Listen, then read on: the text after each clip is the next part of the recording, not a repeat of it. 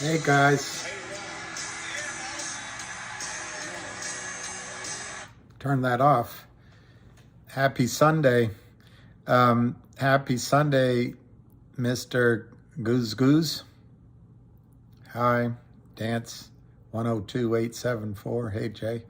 The hamster comes on at 7, and we'll talk until then. My colon blew out. Well, I suppose that's how it's supposed to work. Tomorrow will be fun and scary, Christine. Hey, Rob, Sarsnick. Hey. So at 7, which is in 1 hour, Ham will come on, unless you guys give me any feedback that he's coming on sooner, but I checked before I signed in. Hey, Special K, that's a good name. Simon Cleroux, Sasquatch, blessings. LOLD, lots of LD. I don't know what it is. Hey guys, I can't, it's so hard to respond to go F yourself without it coming out all wrong. Oh, that's great. You're walking the dogs. I just walked my dogs. I think Monday's going to be crazy. I'm going to try to do a couple of videos after this based on what I learned from you guys and from the hamster. And I'm short GTII and long MMAT. All right, Duppy. I think half that trade makes sense. Hey, John Wydell. Hey, go F yourself. As my sister would say, Lordy. And she says it respectfully. The Common Grounds Show. Well, you could do a show. I have an alarm, Thomas Gibbs. I'm sorry I woke you up. But we're going to try to get ready. I'm going to tell the 4 things maybe we should talk about. But COSM, if you want to talk about that, that is crazy. Okay, there's a 5th thing. Buy CEI immediately. So rather be skiing or skilling. All I know about CEI is the idea that this reverse split in COSM worked for COSM, at least temporarily, and it might work for CEI. That's all I know. Oh yeah, Rocky Law, and I'm the lady killer. Well, I don't know. Hey, Alicia, Buenos Arizona, tardes. Winnebago. A pump and dump, CEI. Well, I think well,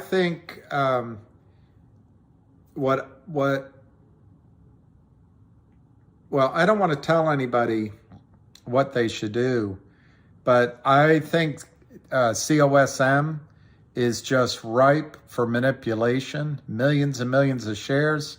You don't know who the shorts are. I think the pros are in there.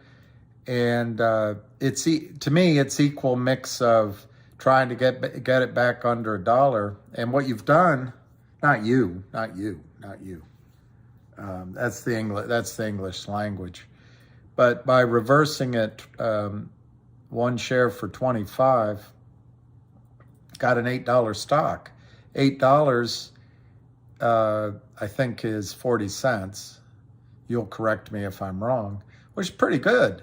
I mean, I was amazed how many of you made a lot of money on Friday. And I guess the argument is there's a lot more to be made in COSM. But I think the equal weight against it, which you guys have experienced, yeah, as long as you're on the right side and you get off soon enough, you're right, stop censorship. But anyway, with COSM, I'd be a little worried that you're gonna get a. There's just so much meat in that bone now. The shorts have reduced their outstanding position by 25, and new shorts can come in to drive it from 8 or 16 or 20 downward. But I just don't. Yeah, stop censorship. The FOMO will push it up for good, and that's exactly the good evening, Anas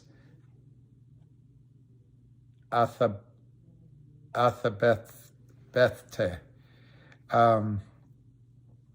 That's exactly the side of the argument you don't want to be on the wrong side of, because if it does get over that hump, it could really go. So Cosmo would go to 45 now. You're talking about $45, and Basomi 68. That's a huge move. That's just huge. That would be terrific. So on GTII, I'm going to try to do a video tonight, but we'll hear from Ham. But on GTII, I think what happened, and I'm not, evening Cindy Lou, who? I'm not trying to blame anybody, but I think in GTII, we had them on the ropes. Fidelity was crying uncle, and we let him off the mat. We decided it was better to go chase something else. And that's the stock market. We decided to chase COSM, and that's been a roller coaster, but I would argue that's been mostly a successful trade. And getting out of GTII became self-fulfilling. It just drove it down. So all in all, we started our own waterfall, and we started our own roller coaster, and that's worked. But GTII definitely is not over. I think GTII is a screaming buy, and I hope I have the energy tonight to do a video on it. If not, I'll get up in the morning and do it. But GTII is a screaming buy, in my opinion. Hey, George. Hey, Thomas Gids, I think that's right. I'm glad you haven't sold a share.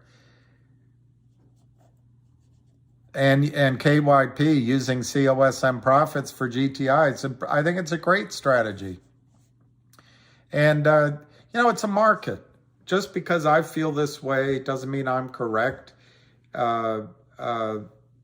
Sometimes you're sitting there and, even though GTII is updating twice a week, it's already applied for upstream, and now it's got another upstream announcement, and they've been following it for 2 years on how many shares are out there. All of a sudden, there's a lot of FUD about, well, upstream's not going quickly enough, and we don't know how many shares are short.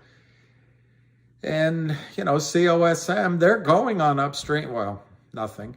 And there's 2,000 to 1 is 2,000% short.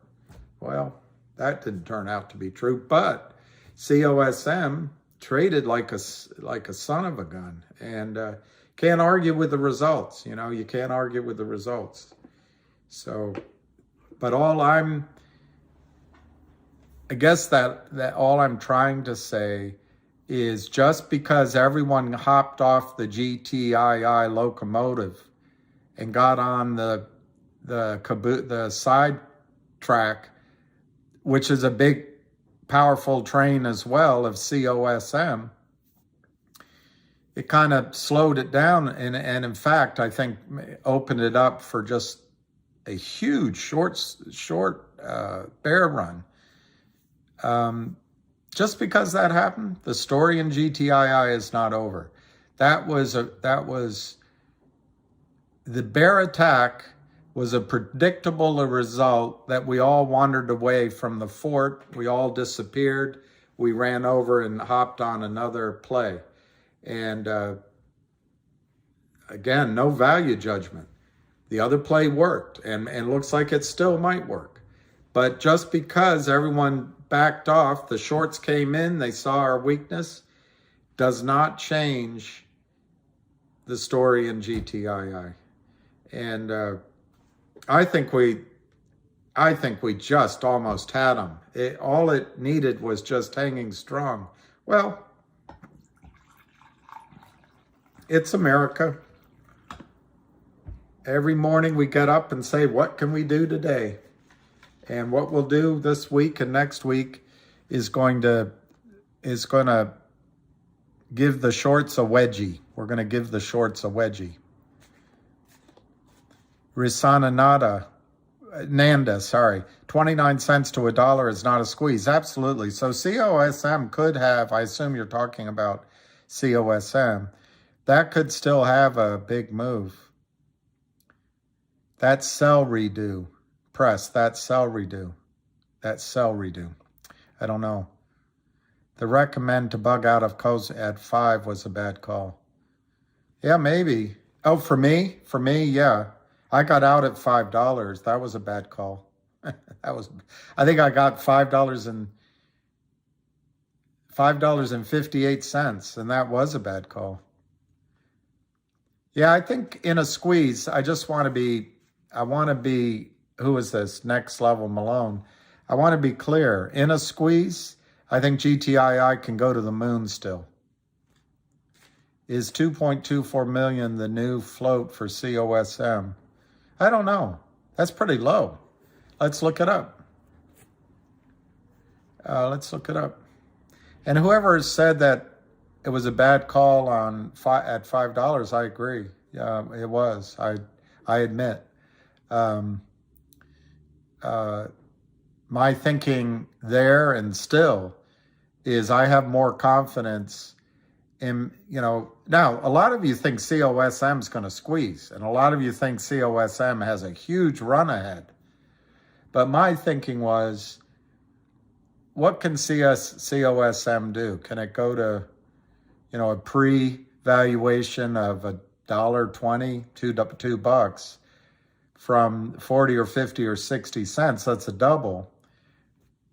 I think GTII can easily give you 5 or 7 times before the squeeze.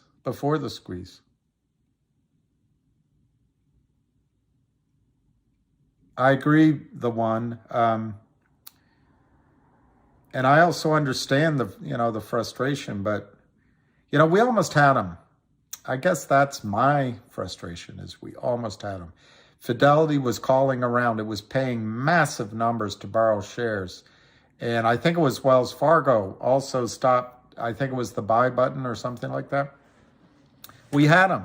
The heat was on.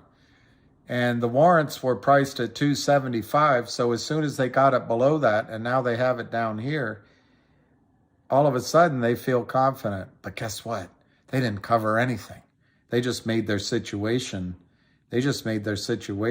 worse. Worst. So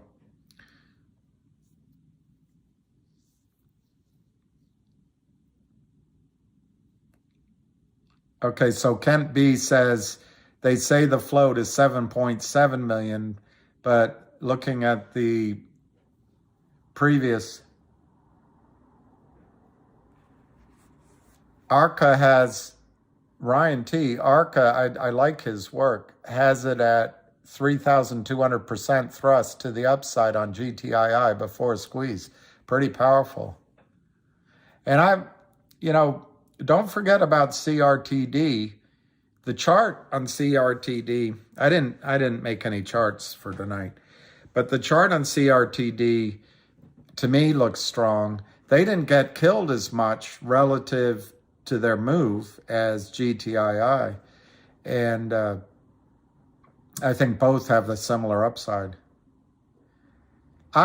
Thomas Gibbs, what I see, and I could be wrong. I mean, we have to read the tea leaves, but Fidelity was borrowing shares at 1,000%, 321%, 281, 700% interest. They were calling around, and because in my judgment, they couldn't find shares to handle the exercise of the warrants. Now, they don't come out and say that to you, so you have to read the tea leaves. But then I think it was Wells Fargo, and no other name is coming in my head. I think it was Wells Fargo, who took the buy button away one day. I don't know if it was more than one day.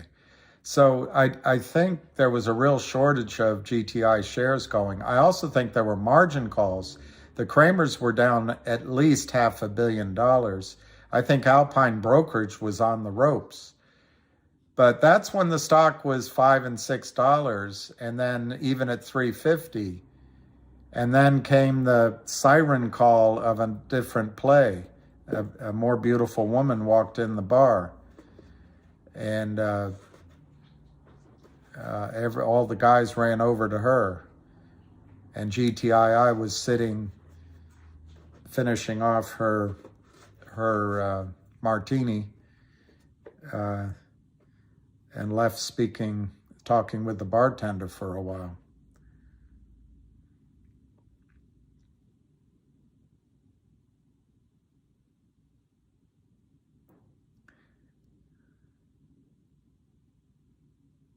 Well, that's a good point, TT. If the strategy can work for COSM up to 22, then we should get 3 digits. I'm looking for the looking for a feeling. Okay, so Yahoo has shares outstanding on COSM at 7 million. And it has the float at 2.24 million on COSM. So that's actually pretty good if you're looking at it from a demand standpoint. But the negative, as I see it, 2.24 million, I got to find my calculator. You guys are geniuses. You can do it all in your head. 2.24 million.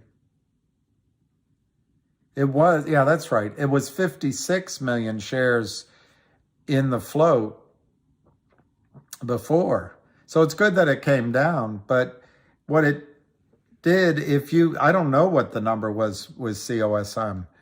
I heard the short was 13% of that 56 million, but maybe it's a lot more. But it reduced the position on the short side. That's a good point. Dance 102874. I guess other people had Dance. Anyway, problem there is good. They're all going to run at the same time, so just pick a horse and ride it. That's not a bad suggestion. Yahoo Finance has a GTII target of 3030. That's not bad. At 714, Spiny, I have to go to the computer. At 714 divided by 25, it's actually 28 cents. It's a good point. Yo. So, yo. Stop for moderator. Stop for moderator. So they're paying for it with it by issuing shares. Hey, Brendan. Do you recommend that, Alicia?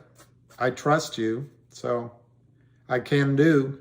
Just confirm it with me that you think that's a good idea, Alicia.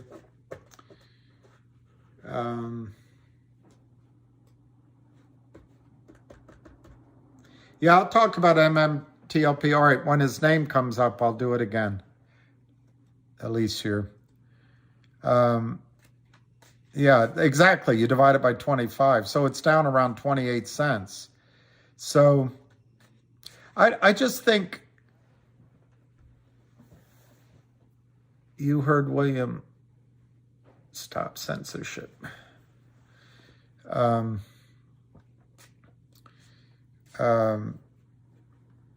what was I saying? I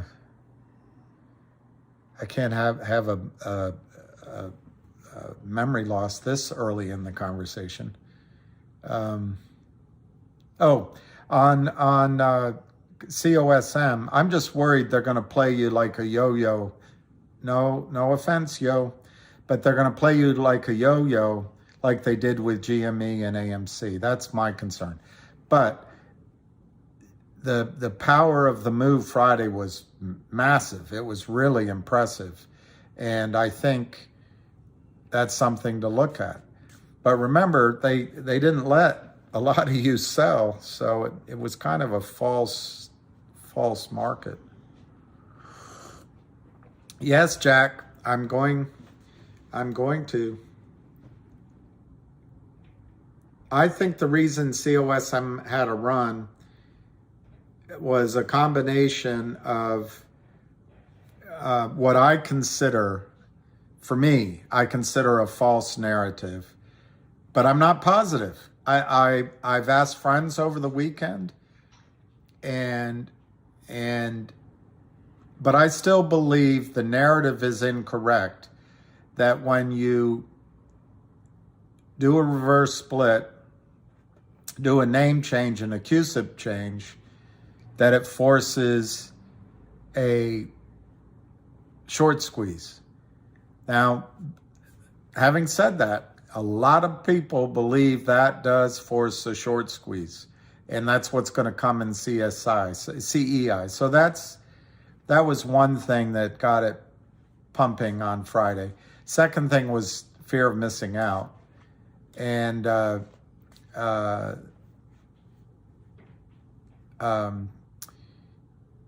other thing is there was no selling allowed.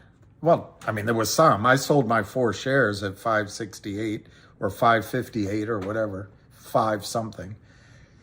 But there was essentially no selling in a lot of firms. So let me see, what's this call? Sorry, it goes so quickly sometimes. What do you expect on my call? $2 from MMAT. I think I don't know when CEI will go much higher. Chambers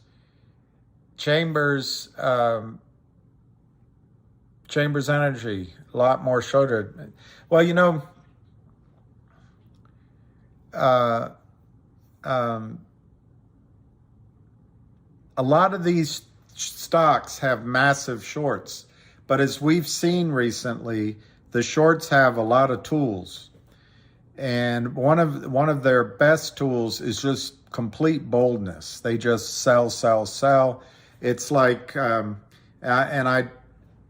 it's the expression that's attributed to the Hillary's campaign. I'm not trying to get into politics, but act first, ask for permission later. And that's what the shorts do. They just sell, let the back offices sort it later. Cosmo is on Reg Show with forced buy-in, Nasty Nate. Well, then it's going to be awesome. It's going to be awesome if it is a forced buy-in, Nasty Nate. I'm too skitterish to hop off of GTII to get into COSM. I tried it 3 times. I was successful once, and I think broke even once, and then lost the cost of commission the 3rd time. I have no luck trading COSM.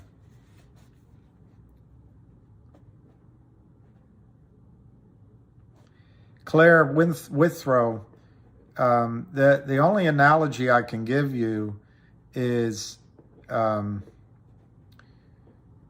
that's what Rodney said about his wife.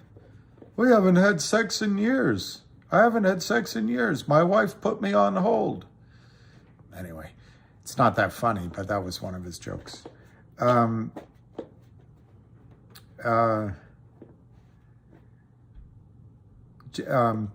Recently, Aaron Judge signed a massive contract with the Yankees. I think it was the third largest in baseball history, or second largest, something like that. And they signed it. Everyone signed it. It's all done, signed, sealed, and delivered. But it's got a contingency, which is assuming Aaron Judge passes a physical. Well, the same thing is true with 1-800-Lawyers. Everything is signed, sealed, and delivered, except they have to pass the physical. The law firm does. The law firm is being audited by a third-party auditor who is taking their sweet-ass time. That's how they get paid. It's their moment of power and purpose. But also they've got a lot riding on it in terms of their integrity and their name. So they're doing it carefully. Assuming 1-800-Law Firm passes the physical, the deal's all done. So if you say, well, maybe it won't pass the physical. Well, what's the likelihood of a law firm with a lot of lawyers, not just one lawyer, misrepresenting its revenues, for example, or its income, or its clientele? It's highly unlikely that the auditor is going to find anything wrong. And in fact, the firm GTII has announced twice recently that the audit is expected to be finished before year end, and that everything is proceeding with no problems, and they expect it to meet its timetable. So I really don't see any reason why 1-800 Firm cannot finish before the end of the year, which is why I think GTII is a screaming buy. The way they pay for it, when I first was introduced to GTII low 2 years ago, it was represented to me kind of like a stock motel, a company motel. Company comes in, they're a private company, they come into this incubator, public incubator, they get their filings going, they get their record keeping done, the audits done, and they start showing their track record for 1 or 2, 3 years, and then they launch, they float. Well, in this case, I don't remember. I want to say it's 100 million shares. I don't remember because there's so many of these pending. But that's locked in stone. That's all agreed. But what would happen is 1-800 will, and there's restrictions on all that stock, by the way, but 1-800 will operate for a year, 2 years, 3 years, or maybe it just stays in GTII forever. Who knows? But the idea is it will launch as its own company after it's incubated. It gives back those shares to GTII. Maybe GTII lets them keep 5 or 10%, something like that. But GTI keeps ownership in 1-800 law firm of 5 or 10%. And that's the strategy behind GTII. Where the shares already issued for 1-800 law firm, they were authorized. They're not issued yet until the deal completes.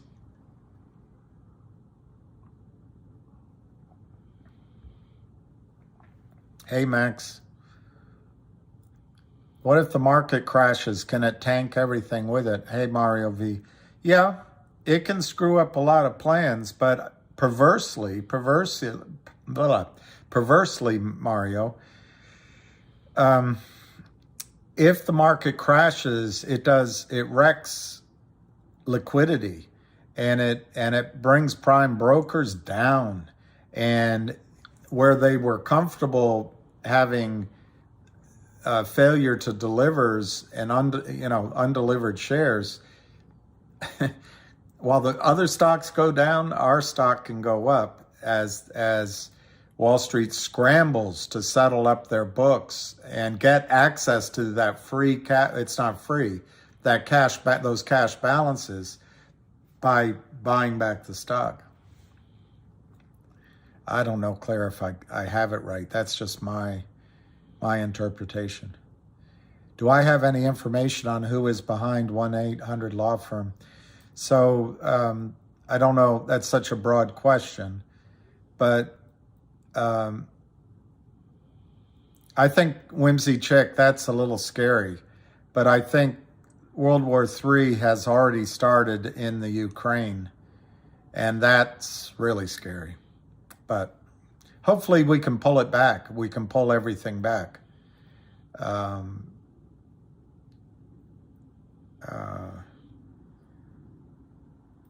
It's so hard to talk about those things without being political, and I don't want to talk political anymore. It's too risky. But the United States made a lot of promises to Russia. Russia wanted to be our friend, or at least a good ally. It makes a lot of sense. Russians are so similar to Americans. It's amazing. And it would make a lot of sense for that alliance, at least economically. But instead, somebody lost an election, blamed the Russians, and now it's all out against the Russians. That's one way of interpreting it. It's also possible every country that has threatened the United States dollar supremacy and has suggested that they were going to come up with a gold-backed currency. Every country, from Libya to Iraq, and there's others, we have gone in and taken care of to stop it. And Russia's suggesting that they're going to have a gold-backed currency, and maybe with the BRICS. So it might be just as simple as that. And it has nothing to do with what I just said.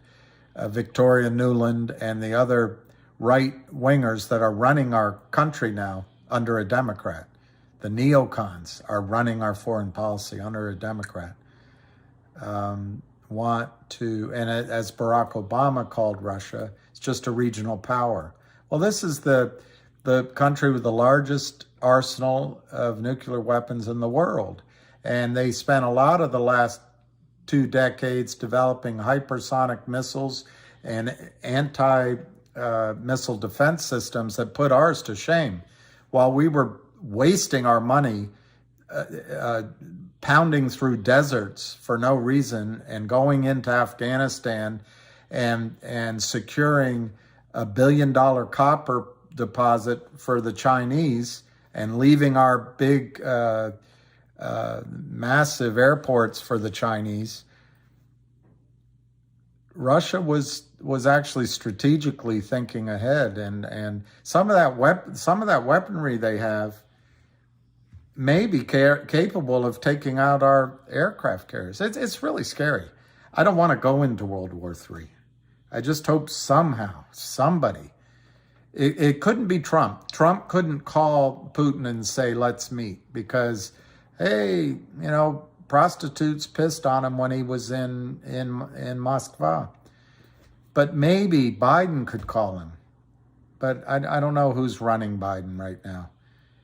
Victoria Nuland is not going to call Putin. Maybe Kamala Harris would, but how could she get something across between cackling? I don't know what the answer is. Who is the statesman that's going to pull us out of this trend toward World War III? It's frightening. It's really frightening. I mean, that's our choice. It's going to be Joe Biden or Kamala Harris. And I don't know. Maybe once Kamala's president, she'll really grow into it and show her strength and savviness and be able to protect us from World War III. But it's dangerous. Anyway, I don't know who brought up World War III.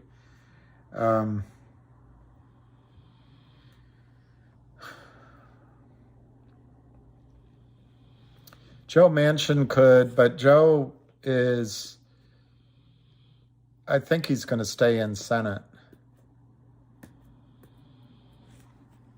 Yeah, I don't want to get, I don't, how do you talk about World War III without it getting a little bit political? But I really don't want to,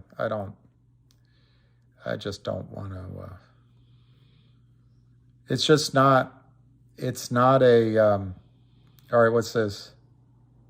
Oh, MMTLP, John Waddell. Thank God. A story that's why we're here. I don't know what the rumors are about. Alicia, Sergio, I have to see Sergio's name. And in all this time, I haven't seen it. It might be my fault. It might be my fault.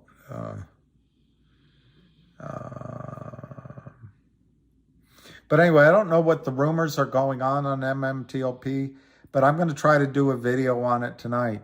All I'm telling you guys, relax about MMTLP. The time frame on MMTLP is wow, this is slow. This is slow. All right, here. Let me just see if this. No, I don't want that one. I don't want that one. Let me see if I can find. I have a calendar here somewhere. But if I can't find it, I'll just tell you. I'll just tell you.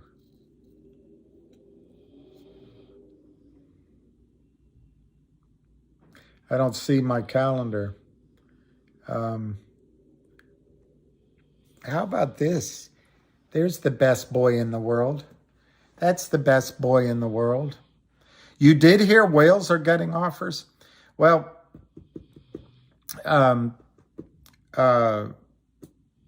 that's what I've decided. I've decided that that's the most likely scenario is the gray market. I know that I've been saying a sort of a win-win-win solution for everybody would be better, but I think it's going to go in the gray market now. Elisa, how do I find his name? Is there a way to find it? Let's see this. Let's see this. Little green candle. We need GTII to do a name change and a small reverse split 1-for-2, forcing them to cover converting shares to new company. Little green candle. I think the jury's out on whether that forces the shorts to cover. It looked like it worked on Friday. It looked that way. But little green candle, I just don't see how a name change makes that happen. I do not see how changing a QSIP number makes that happen. But I have good news for you, little green candle, that I can't confirm right now. But GTII is going, we almost had those guys. We almost had them. GTI is going to redouble their efforts to do something that catches out the shorts. And remember what CRTD's guy said. The shorts, the opportunistic shorts, have to close out their positions by year end. In other words, buy in, so they can have their profits, so they can have a nice holiday for all their hard work. So they have to cover when converting. That's what I'm afraid of, Big Vic. That's what I'm afraid of, and that's why I'm going to try to do a video. I think what's going to happen, the shorts were successful. The shorts were successful at I got to find it. I'm looking for a feeling. I am believing that you're in love with me. Is that it? Nope, that's Wolf.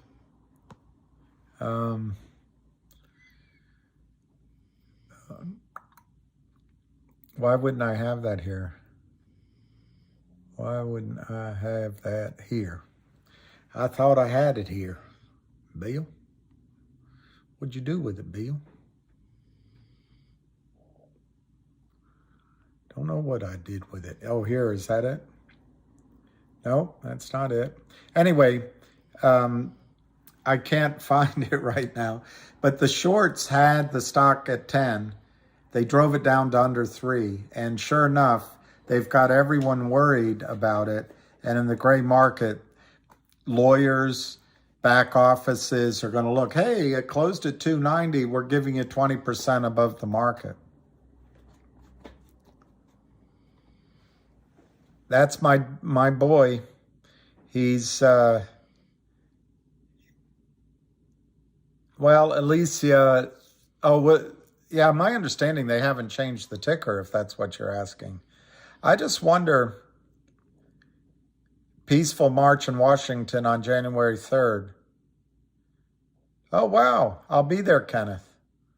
As long as those guys with black masks and black backpacks and black, I forget what they were called. I hope they don't show up.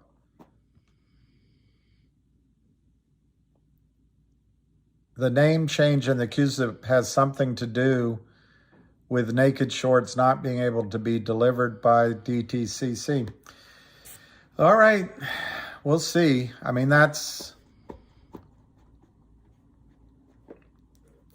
well, I'll try to do a video on MMTLP, but I think what's going to happen now, particularly after speaking with Ham over the weekend, now that they've reconciled what DTC is giving them and what's in their accounts, each broker is going to assign people to call you. And if, I think it was Vince that just said it, if the number's 325, hello, Mrs. Malone, we see here that you own 5,000 shares of MMTLP. We're willing to offer you 325. Any interest? And if you say no, they'll say okay, and they'll call the next guy. I've never had a reverse stock run like COSM before. Yeah. New CUSIP equals new stock. Well, how can DTC create naked shares? They never did before. My point is, DTCC will I don't know the numbers on COSM. Let's say there were 50 million shares at DTCC. And let's say the short position, I'm making it up, is 250 million. So there's a total of 300 million. So in your accounts are 250 million fake shares, counterfeit shares of COSM. Well, DTCC, their only responsibility is to change the 50 million to a new CUSIP that says, COSM Bust the Shorts Inc., whatever the new name is. They did it. So it moves from 50 million of the old shares to 50 million of the new shares. How does that change the fake shares in your account? It doesn't make Wall Street reconcile the shares in your account. All they have to do is give you another IOU. Just replace your current IOU with another one. And that's what I think they'll do. But so many of you tell me I'm wrong that I must be wrong. So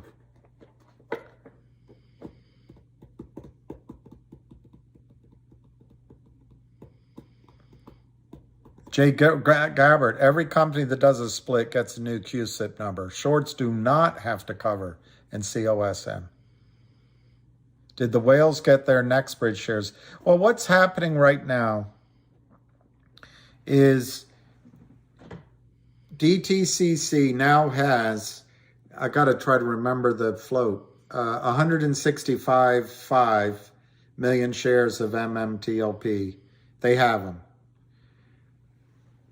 Apparently, AST, the transfer agent, already has 165 million registered. If that's true, every share in the system outside of the transfer agent is counterfeit. But, we all make our educated guesses. We don't know for sure. So what's happening now, is, let's say it's Merrill Lynch and they get an allocation of 5 million shares from the DTCC. And let's say stuffed in your accounts are 25 million shares. They're calling around. They're going to go around at this. Maybe Vince is right at Vincent is right at the 325 number. They're going to call. And a lot of you might say, you know what? I'm so nervous that my money's disappeared. I'll take it. But a lot of you might say no. And I think the insiders are not going to accept 320 a share. Hey, Alan. The name change happened without them covering. Where is Sergio? Looking, I'm feeling, I'm high, I'm believing that you're in love with me. Yeah, I think it is in the gray market. Gorka, I think it is in the gray market right now.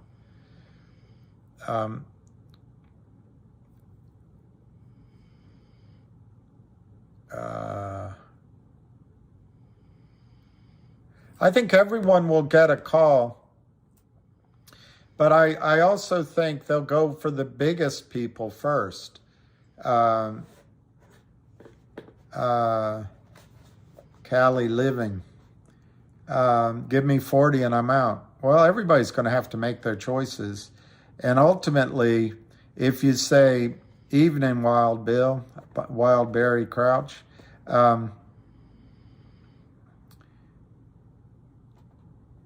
well, that's right, Phil, but according to him, the reconciliation has to match completely.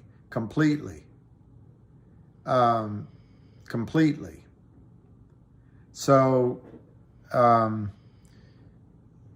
the buying, my guess is that the transfer agent has the shares, but my guess is until they get it down to zero, there could still be movement on those registered shares. They'd have to pay a lot of money to get those people to give up their seat. Well, I have no stock symbol, Hawkeye, and no balance, zero balance, Hawkeye man. But there's a weird QSIP number, or probably just a security number, a placeholder. So don't worry, they're reconciling, and they can't take your money. They can't give you zero. 325 for me would be a 50% minimum, 50% lost. I think I paid 760. So 325, that's not even $7. So it would be a loss. Jay, I agree. I think everyone should get the deal. And I think it would solve a lot of. What did you miss, Tammy? Well, I don't know what you missed, but oh God, I can't remember everything. But there's a call in 10 minutes. Ham's going to talk, so you haven't missed the main show. Yeah, so Big Al is probably in the best position of anyone.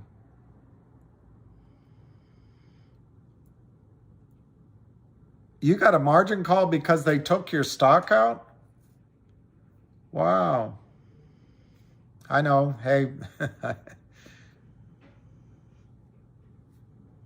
I'd like 40 million, Barry. I'd like 40 million.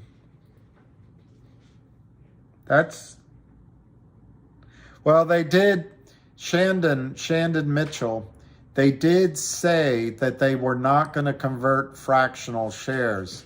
So that might be the explanation there, or they increased it, rounded it up. When's the divvy? On which one? GTII? I think something's coming up soon, because they already announced upstream for CRTD, and GTII should be next.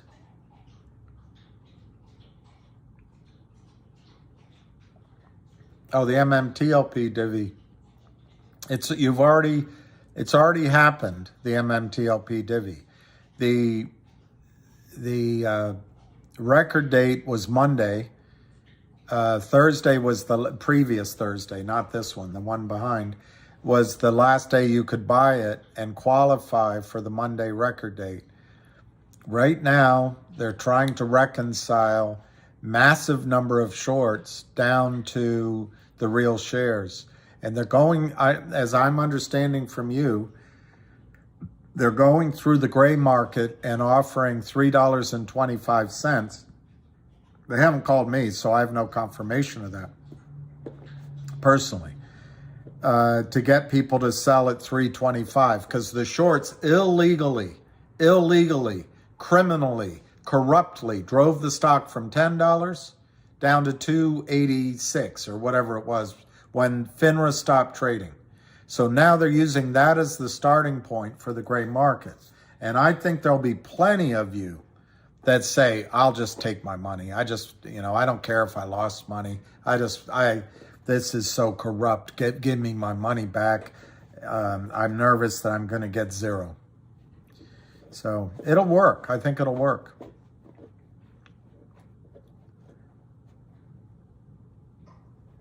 I think, well, big up Alabama, that's one, it is insulting. I agree with you. Big Alabama, I think it's one theory that they'll go back to the original Torchlight shareholders. And in fact, in the S1, as somebody pointed out to me, in the S1, from the Torchlight time, not recently, it says that only the original Torchlight shares will qualify or something like that. I couldn't find it. Just somebody told me that. So it's possible that's a theory, but where it breaks down is the SEC approved and FINRA approved all of this, and people put up cash to buy a promise on the other side of that cash, and those trades were executed. So I don't think they can go through and say that somehow people bought something that was somehow screwy or didn't exist. That's just my opinion. I think MMTLP, no stop censorship, $3.25, according, I think it was Vincent that said it, but I could be wrong. Don't blame Vincent. Right, Lily's grandma Abel, I think that's right. I think everybody's going to get a call, but I just think, I know when I was given a list of people to call in a reorg, call all these people, such and such happened. If I didn't know my story very well, I might call the smaller accounts first just to see if I understood my own story. But the best way to get the job accomplished is to call the big accounts first. Yeah, exactly. And if you buy it for the split, you should be able to expect. TD has changed their position on this daily. XX. Dos X's. Yep. One thing is we assume that everyone, I say, to understand what NB is worth. Yes, Big Al, I agree with you 100% what NB is worth. But the question is, will we get the shares or not, I guess. People need to grow up and listen to Lou for what he gives you or just ignore him. Fact remains, he has been transparent about everything he's done and suggested. TD said they were waiting for new COSM chairs just to push a button from DTCC. Stephen Nelson, Lou ain't your friend. 5 minutes to call, thank you. The Raiders are so crappy. How can you decide a final with penalty kicks? I guess that's how it goes. All right, 5 minutes. I'm going to call in. MKC, if you get a call and want to sell, just say, okay, I'll sell. You'll get the call, or it'll be electronically, like an email notice, an alert. They'll say, we'll give you $3.20 or whatever the number is. You say, okay, I'll take it. And then you'll get your money. My guess is they'll try to turn it around really quickly. They would love to get your signature so you're not going to start a lawsuit, to get your non-disclosure so you don't tell people you sold at $3.25, and what's the big deal? And they want to get it off their books. I think they want to get this all done by the end of the year.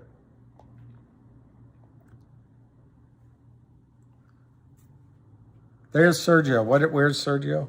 Welcome, and thank you for choosing freeconferencecall.com. You're helping people around the world communicate for free. Please enter your access code followed by the pound or hash sign. All right, we're in, like Flynn. Muted.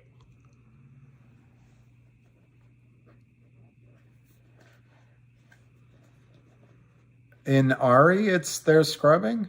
Wow. That's not fair.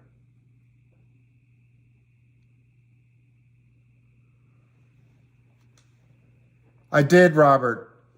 I didn't know if you wanted me to read it. I'll look at it after I'll share it after Ham's call. I don't want to.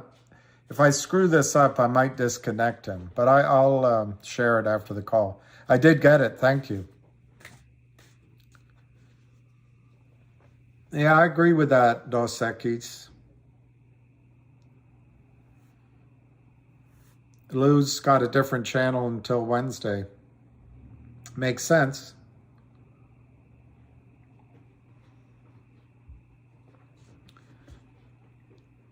Oh, Ari Rubenstein. I mean, you have to give Lou his due. His trades have worked out. Yeah. Well, I didn't do it yesterday. It gets... Anyway, I think we're past the really bad part in GTII. I don't know that for sure. We've got tax loss selling. The Uchi comments. I don't know what Uchi is. I really don't know. 40 would be where I think I gave you my numbers, but I think 40 is the number that it might all settle out at. Yeah. One of the questions I had is, do they have to really get down to zero, a complete reconciliation? And according to him, they do. But, oh, Fauci, ouchie. Oh, well, I don't want to get into that.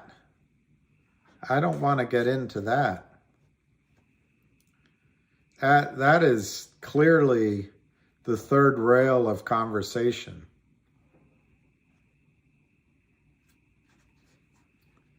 Let's make sure I'm here. Let's make sure. Yeah, I'm there. We got 1 minute if he's going to come on.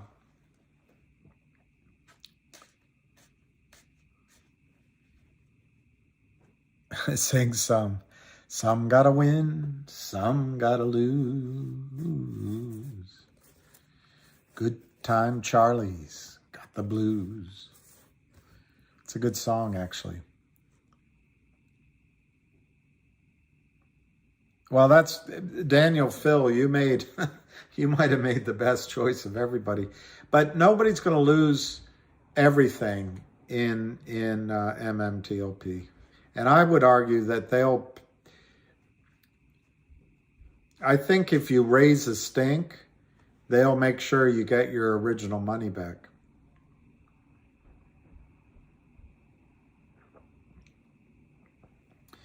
A rhinestone cowboy. I don't know where he is. He said 7 o'clock. All right, everybody. Welcome to the 7 o'clock at night edition. And again, this is not to buy and sell. This is educational about security fraud. Just to let you know, John Berger and Jeremy, the CEO of CRTD, they both couldn't make it. They had holiday parties, and again, everyone's kind of listen. This is the holiday. Criminals don't take off. Real people have to keep fighting 7 days a week, 24 hours a day. It sucks, but that's the way of the game. So again, Wes will be here. I texted him, and he'll come on in a little bit. But I'll just recap and warm him up like this first act of the show. So I'm going to go over as many things as I can, carefully, quiet, nice and easy, nice and slow. Again, we don't have the market to deal with, so it's a lot easier for me without looking both ways and just trying to touch on a bunch of things for you. So you have to listen to me for 15 minutes, 20 minutes until Wes pops in. All right, so just to start off with this MMTLP. Someone posted a phone call that they received back from the SEC.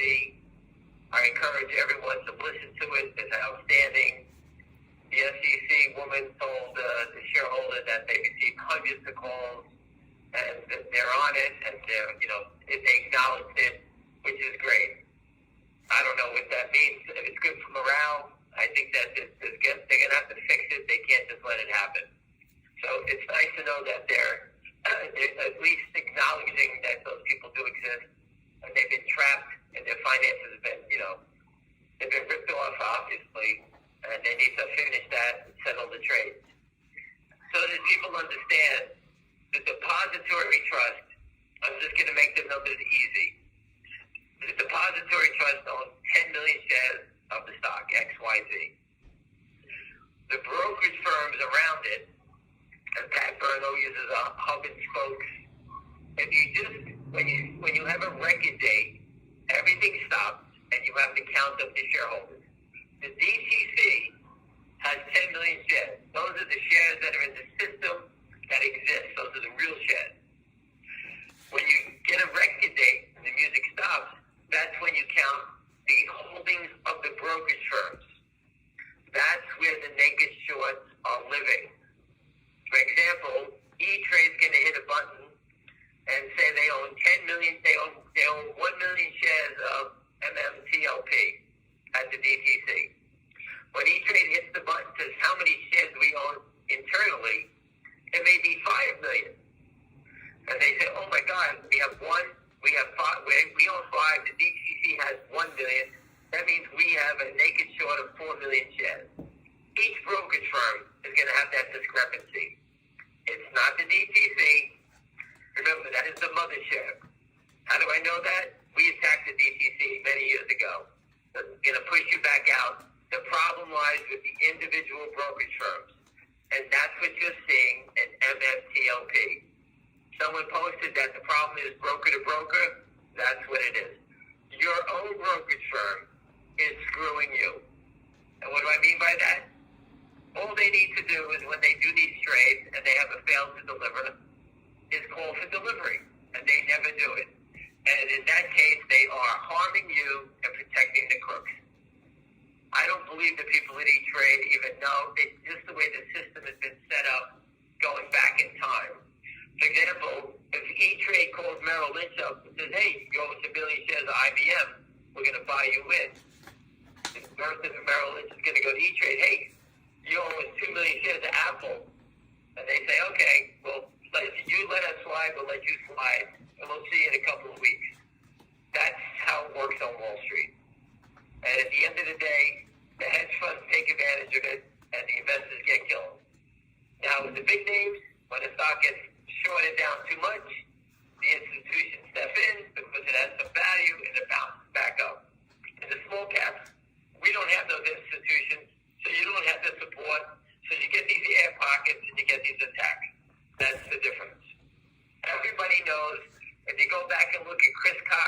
he says it's very harmful in the small caps, naked shorts. They all know there's no institutional support. It's very hard to beat these people without institutional support. In GTII, CRTD, and FNGR, there was no institutional support, but there is now. As a matter of fact, someone filed their own 10% of FNGR. Okay, so there is support around these names, and there's some big players in these other names. Okay, without that support, these stocks would have been decimated already. Don't get me wrong, we've been decimated up and down. But again, there's smart people that have been acquiring it, and they make their own decisions on why they're doing it. But we do have real players around the stock. Okay, again, settlement is the most important thing. So I talked about the MMTLP, the SEC acknowledging it. I described how the naked short exists. Remember, it's at the brokerage firm, not at the DTC. The DTC is the mothership. They'll never let that go down because they're going to throw the brokerage firms under the bus first before they sink the DTC. Don't get me wrong, they have a stock borrow program. When a stock fails to trade in the system, they got to keep settling the trade. So, for example, let's say I own 1 million shares, and Mr. X buys 1 million shares. They take my 1 million shares and lend it to him, and they tell the world they settled the trade. Now, when they lend my shares to the next person, if a third person buys 1 million shares, they take the shares from him and lend it to the next person to settle his transaction. So 1 million shares now looks like 3. That's because of the stock borrow program at the DTC. But when you stop the music, the brokerage firms have those discrepancies versus the DTC. That's how simple it is. All the shenanigans that go offshore and all that other stuff that these guys do to float these trades, that's something completely different. That's a different level. I'm just giving you the breakdown. What MMTLP is what you're looking for. GTI did this with the dividend. The discrepancies are at the brokerage firm. The DTC had a different number. That's why you look at the press releases, the company called FINRA up and told them they have discrepancies. Okay? They called the police. Okay? One thing about GTII, FNGR have done, is they have called the police for 2 straight years. Every day. There's trucks in their lobby. You know, people say, well, people pump into the stock. You know what? This company never pumped the stock. There's no one pumping it. They call the SEC every day. People that pump the stock do not call the police on it.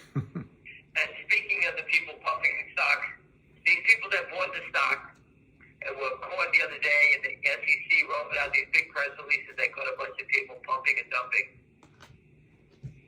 All they did was follow the sell tickets to the money. That's how they caught them. How come they can't catch them when we call them and tell them that they're toxic lenders, naked shorting? How come they never follow the sell tickets back to these people? 2 years, every day, we've done it, 7 days a week. And for those who haven't followed us, every shareholder, and I'm sure there's hundreds of them, we called up the SEC every day at 12 noon, and we file complaints every day, always at 12 noon.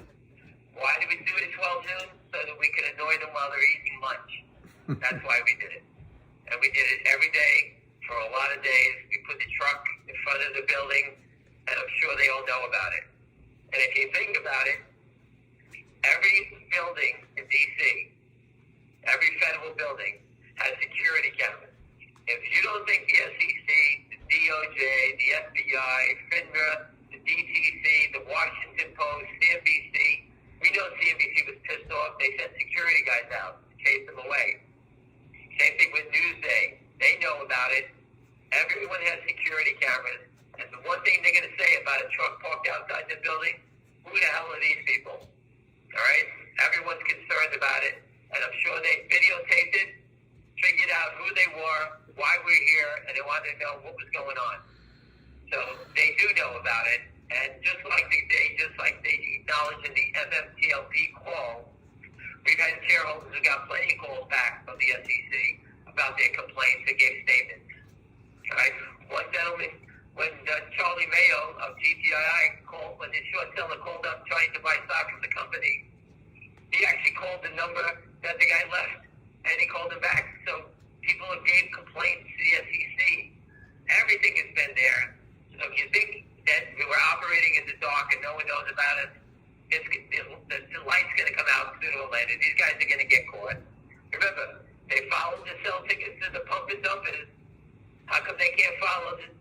tickets to toxic lenders, notorious toxic lenders, serial toxic lenders.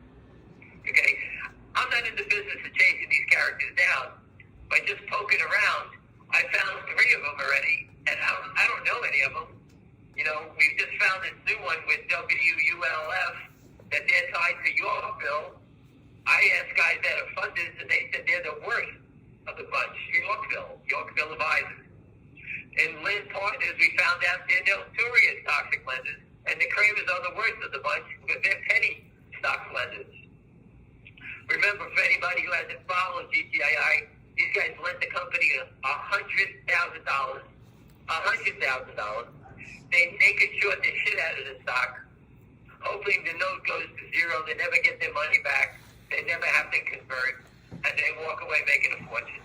Because everybody who buys the stock is a sucker at that point. Then the company paid it off, and now they're upside down, and every share they sold they have to buy back. Now I don't know who they're sticking with the loss, whatever it's going to be. Okay, but for $100,000, these guys have jeopardized the whole financial settlement system for billions of dollars, over $100,000. That's how stupid and how exposed the stock market is. It's exposed over $100,000. That's the deadly part of this whole thing is that no one's paying attention to it. And then when it gets too deep, like at MMTLP, they have no idea what to do once they get exposed. Okay. Anyway, let me just move along so you understand most of that stuff. I told you the DTC versus the brokers. That's the disconnect. I wrote some notes down today for the first time. I told you about GTI. We call the SEC every day. We did that. The truck, I talked about that. You know, I talked about how CNBC was actually pissed off and was chasing Bill around the parking lot with the driver. We had the truck at the Southern District. The Southern District, okay, that's the criminal court system downtown New York. They sent out police to chase the truck away. Okay, you know they were videotaping that. Okay, and we know the Kramers are being chased by the Southern District for usury fraud. People, these toxic lenders are being chased down for usury fraud. The income they make from naked short selling is now considered interest. So the Southern District of New York is going after them. The OTC lawyer on Twitter has put up a bunch of great stories about that, how the toxic lenders are getting chased down by New York State over usury fraud. Okay, on top of that, the Kramers never even had a license. They're unregistered. They were giving loans out like a loan shark on a corner. On top of it, these guys operated without a license, usury fraud, spoofing, washing, naked short selling. Everything they've done is a crime. And we reported it to the police every day. It's funny that the SEC, you know, how many days can we wait? It's like a criminal in your house. Before they shoot you, you got to shoot them. So we fought back. Everyone tried to fight back. All right, so just going to go on there. I talked about the SEC and the guys pumping the stocks and how it's called the blue sheet investigation. Just follow the sell tickets to the money. Okay? We all know it's going to lead back to where. We all know where it's going to lead back to. These crooks are not in the game unless they're here to steal the money. All right? They're not doing it to let some stranger take the money. All right? All right, take a second here for let me just read my notes so I don't get lost. Okay, again, following the sell ticket, okay, I posted this many times.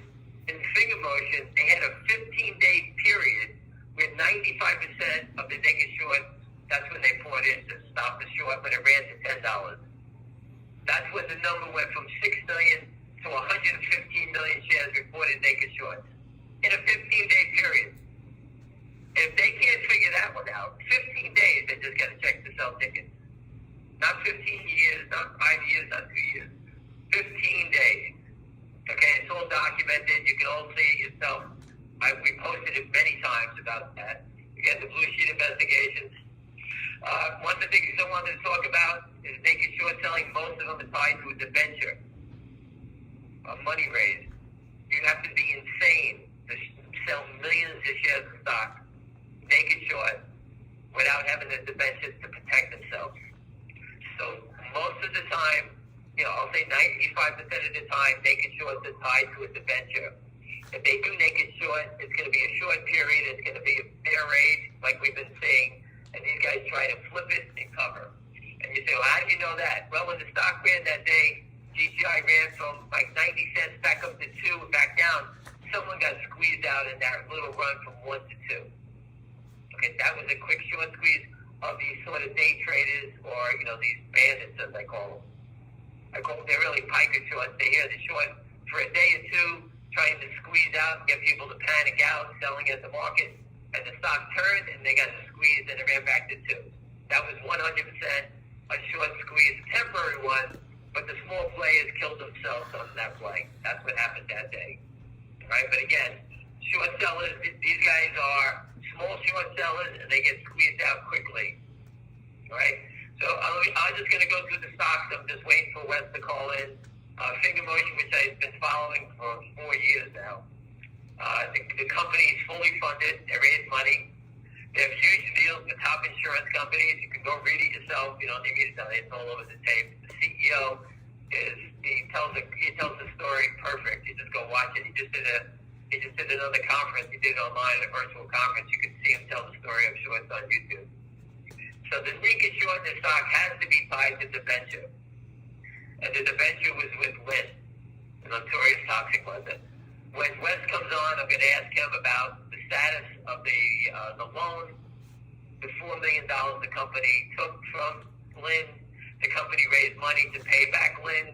What's the status of what's going on here? And does he believe, like I believe, that this toxic loan, this $4 million, is leads to the naked short selling in the stock?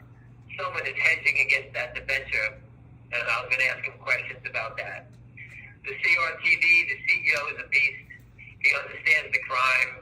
He understands Wall Street better than anyone I know. Okay? To me, he was given a second chance in life in a stock rally, and to me, he is not letting this chance go by. He's fighting to the death. He's fighting and moving as fast as anyone I've ever seen. He's using every trick in the book that we know of. He's pressing it. I don't even understand all his press releases. I wanted him to come on today to talk about this OG and his selling out of all these the artwork that he has that he's selling out, how he's making money from it. I don't even understand it. It's going so fast I can't even keep up on it. But this guy's throwing the kitchen sink at these guys, and I don't believe he's going to stop. I think he's going to get the upstream. Someone told me he had a press release Friday, and it said that he'll be listed in upstream in early January. Well, I guess he got approval. I don't know. So I guess that'll be coming out shortly. So this guy is moving at 200 miles an hour. I think he hired Share Intel to get the data. I don't remember if he hired Wes yet. I'll ask him about it. I can't keep track of all the stuff that's going on. Who hired Wes? But obviously, you have to hire Wes. You have to hire Share Intel. You got to get the upstream. And you can obviously see the playbook here, which way it's moving.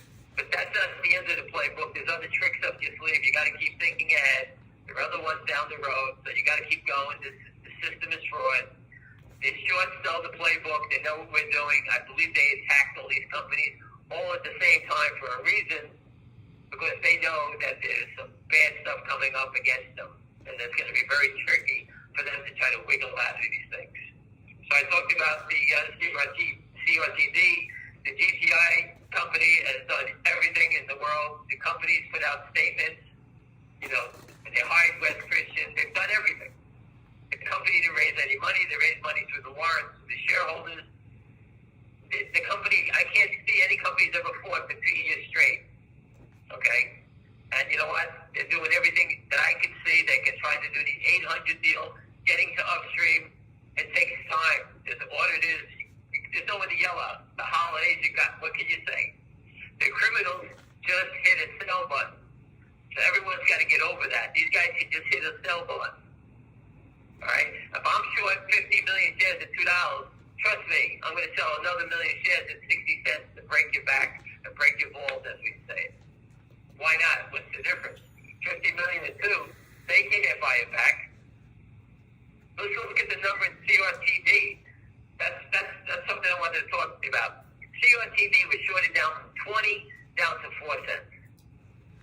To break the average price on that, I think it's $3 or so, two something, I think it is.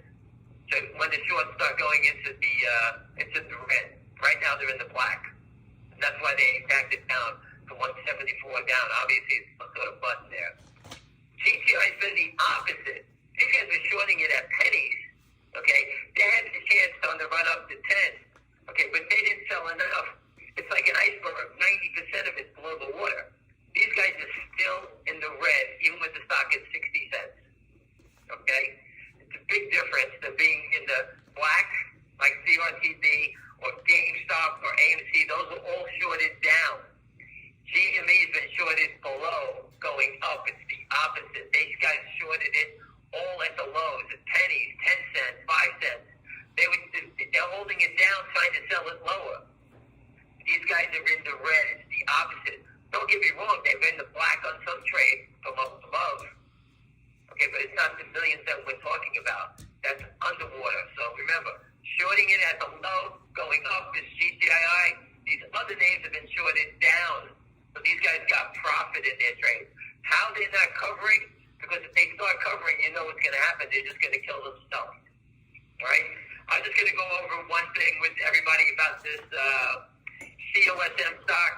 I hope everyone gets out of it, breaks even, makes money, whatever you're doing. It's a shame what they're doing. That just shows you the short existed. Now the company has done what the worst thing you could possibly do in my eyes is reverse the stock. Once you reverse the stock is a new stock. It's not the same stock. Now you have a $10 stock. People, you were trying to support a 40-cent stock. You know how hard it was to support a 40-cent stock? Now you have a $10 stock, a new stock. The short position has been reversed down, just like your position. They're just going to start over selling a $10 stock. $10 is a lot of money. You know what? Before you were buying 50,000 shares at 40 cents. How many shares are you going to buy at $10? It's very hard to support a $10, $15 stock. Now, I hope they turn it and you guys get a chance to squeeze it and break even. All these people that are, in these stocks who had their shares reversed on them. But history shows you, and just go look at ROOT. I spoke with them. The stock was a big IPO, $3-4 billion company, $25 to $30. The biggest IPO in Ohio's history. It went from 27 to 1, and that's backed by real people. 27 to 1. The company had to reverse to maintain so they stay on the NASDAQ. They reversed it. It went back to $24. The stock is now $4 again. It was a $3 to $5 billion market cap. Now it's $74 million. The whole company. It raised $1 billion in its IPO. It's $74 million, the whole company. Every shareholder lost everything, every insider, everybody that works for the company, total destruction of the capital structure of the company. Totally destroyed.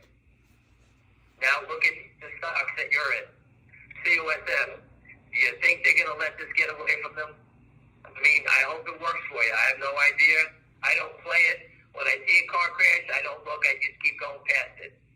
If you want to play a stock that's doing the same nonsense, CEI, this announced that they were going to do reverse 50 to 1. Okay?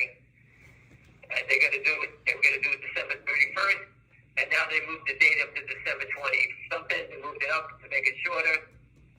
Why would I play a $10 stock doing the same thing? I'll take a shot on a 9-cent stock. That's how I would do it. I don't need $10 worth of risk. I don't take a shot at 9 cents is the way I would play it. Don't get me wrong. I hope it works for both companies. I'd rather see the longs make money. I have no interest in either one of them. But as a stock player, once you miss it, stay away from it. There's other plays. Go look at something else. Getting in the middle of a cat fight is not easy to do. Okay? Everyone's seen the stock go up from nothing to 20, back down. I have no idea, and no one has any idea what it's going to do. The only advice I would do, if it was myself, if I could break even, I'd kiss my ass and run away. Okay? That's how I look at it. The street is crooked. You have to force it. The difference between GTII, CRTD, FN, we're playing this out in the field. Upstream is not a final destination. It's a different way to give a dividend to expose the short. MMTLP, the stock is disappearing. It's no longer going to be here. That's the final road. Okay, think about it. It ends. Once you get to a final destination, you better be right about what's going on here. And it's very difficult when you don't control anything here. Okay, that's the difference. You need to fight this battle in the street. You need to expose the short with dividends. And it's like upstream, separated. The company's still going to trade no matter what, but now they have to deliver that dividend. And the way to force the brokerage to do it is make them suffer. Give them a $1,000 coupon. We'll put a pain on E-Trade for a stock that's 50 or 60 cents. They're going to owe you $1,000. That's the mentality. That's the thinking. We want E-Trade to take the punishment for the short. If they want to defend the short, they're going to pay for it. All right? This is the way you fight the battle. The short seller is just going to walk away. We call it DK. They don't know it. They walk away from the trade. They're going to file bankruptcy, and the brokerage firms are going to get stuck with it. Many of you called up MMTLP, called your brokers up. You're getting young kids on the phone. They don't even know what you're talking about. Right? Yeah, I'm sure everyone's called up and said, hey, I have people in GTI calling up their brokerage firms asking about the warrants. Every brokerage firm had a different story. Every one of them. Think about that. One of the things I wanted to talk about is Wall Street. Well, I was waiting for Wes, but he called in. Wall Street wants CEOs to all act the same way. All right? Don't worry. They won't always tell you the same thing. Don't worry about the stock price. Build a company. That's wrong. Always release press releases before the opening. That's wrong. Do the opposite. Worry about your stock price. Worry about your shareholders. Worry about the people that have options in your company, the workers. All right? That's Wall Street teaches them the opposite. This whole business has been set up so to help the short sellers. The whole thing is set up backwards. All right? And again, the company, I'm just trying to look at him. I'm just thinking about the CEO at USDD. He did everything by the books. Now he has 300 million shares on him, short on him. He did everything the street told him, and now he's upside down. Now he has to do the opposite to sort of to fight back and beat them. Think about that for a second. This guy did everything by the books, and he's got to fight back the opposite way now. You have to think the complete opposite of the way Wall Street is set up. They tell every CEO, don't worry about your stock price. Just build your business as your stock price created. Now what do? You're going down the toilet so fast. Next thing they tell you, you got to reverse the stock so you can maintain and stay on the NASDAQ. Anyway, while we're waiting for Wes, you should have been calling in by now. Again, these are holidays, so people get caught up in things. So I tried my best to get everybody, but Wes was eager to come on, so we'll deal with Wes. I'm going to ask Wes about the questions of spoofing the GTI truck. 27. About the Lynn's adventure. And what he sees the timeline on these things. We all know courts take a long time. Wes has got companies calling him like crazy. I'm sure he's got about 6 calls this week. I know I set him up with 5 of them. So, there's a lot of stuff going on. We try to explain the offshore. If we have time, we try to talk about that issue of the... Oh, here he is. Hold on a second. This is Wes Christian.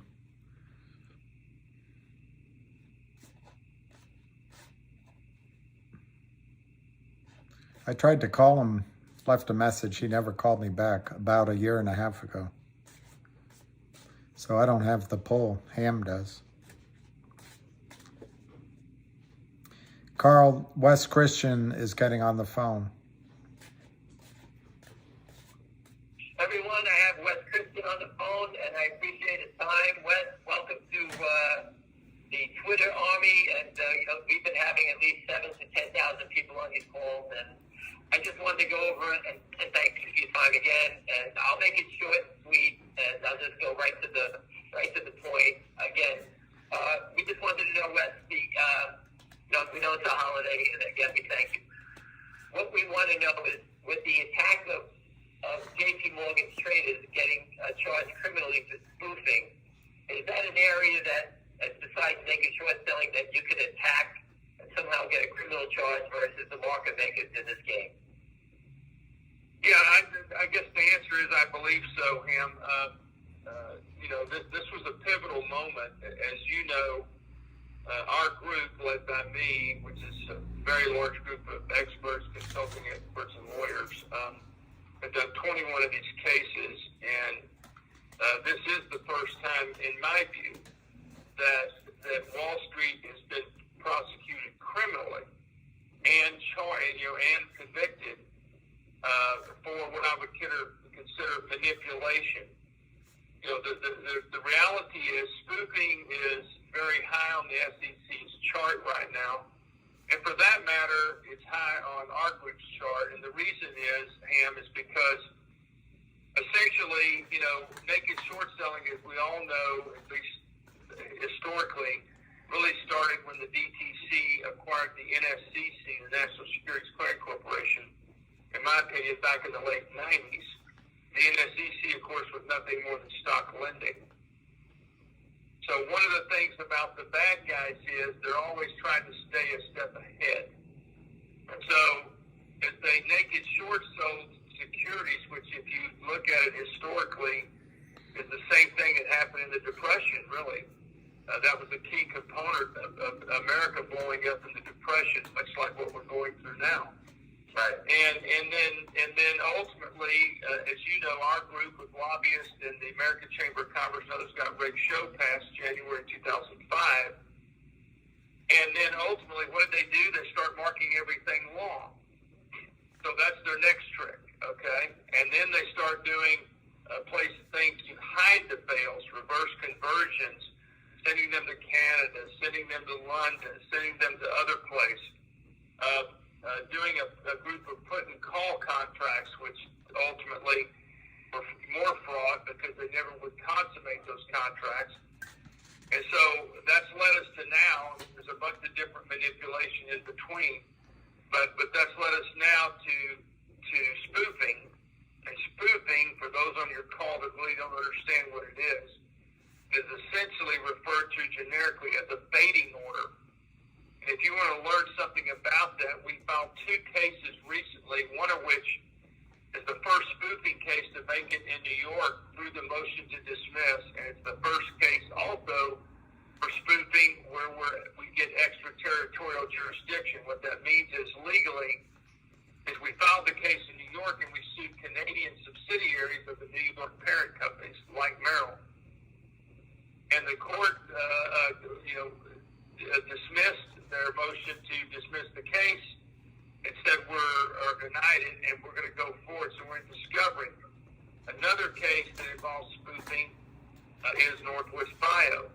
I brought in another group of lawyers to help with that because, frankly, this is a critical time for all your listeners. It's a critical time in the history of this group of illegal acts, because I think we have substantial momentum going our way, even though I was disappointed in Chairman Gensler's call. The reality is that there's a lot moving our direction in many factions, and I can get into that if you want. But to answer your question, I know it's a longer answer. Yes, spoofing is criminal, and for that matter, so is stock manipulation at a level that we see it. It's just, it hasn't really been prosecuted because, frankly, the SEC, in my view, is overwhelmed with the big lawyers that we face. I mean, most of our cases, there's 3 against us. I mean, 3 of us against 30 of them. They deliver papers by the U-Haul truck. And, of course, we've learned to deal with all that because, frankly, we've won the vast majority of our cases in the last 15 years by virtue of settlements, et cetera. So that's the answer to your question. I just thought that spoofing, so that people don't understand it, every time a market maker, anybody puts an order in, and it has a footprint. So if you put an order in at 12 o'clock for like 100,000 shares to sell, everyone gets to see it, it's documented. They may offer it and then cancel it, which basically shows that order existed.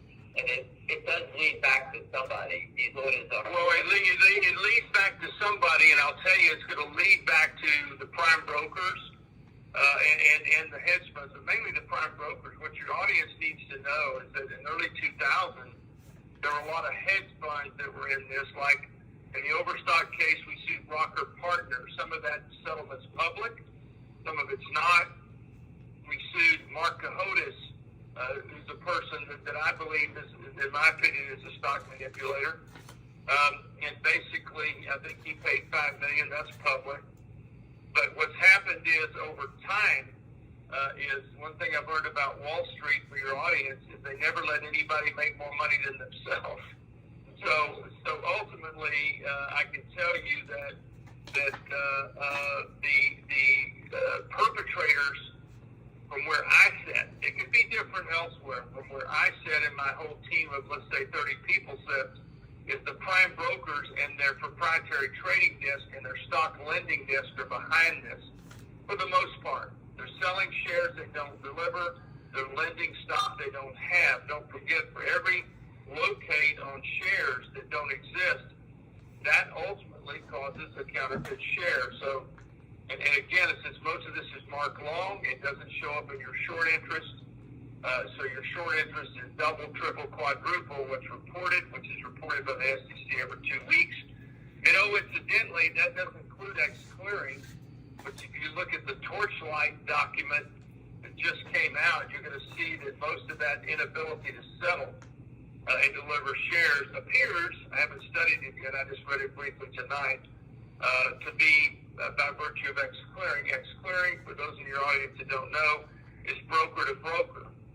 I believe there's more cancer, more corruption, more illegal acts, this is my opinion, in the broker-to-broker X-clearing than there is through the DTC. So it's a multifaceted problem, but definitely spoofing, from a legal perspective, is the dissemination of false information into the market for purposes of depressing the price. In this case, showing all these shares for sale, the price goes down, they and their customer then go in and buy those shares and then ultimately cancel those orders. Those are called baiting orders, and you can learn in detail about that by reading our Northwest Bio complaint. You can also read the Harrington, HARRINGTON complaint, both of which are in the Southern District of New York and recently filed.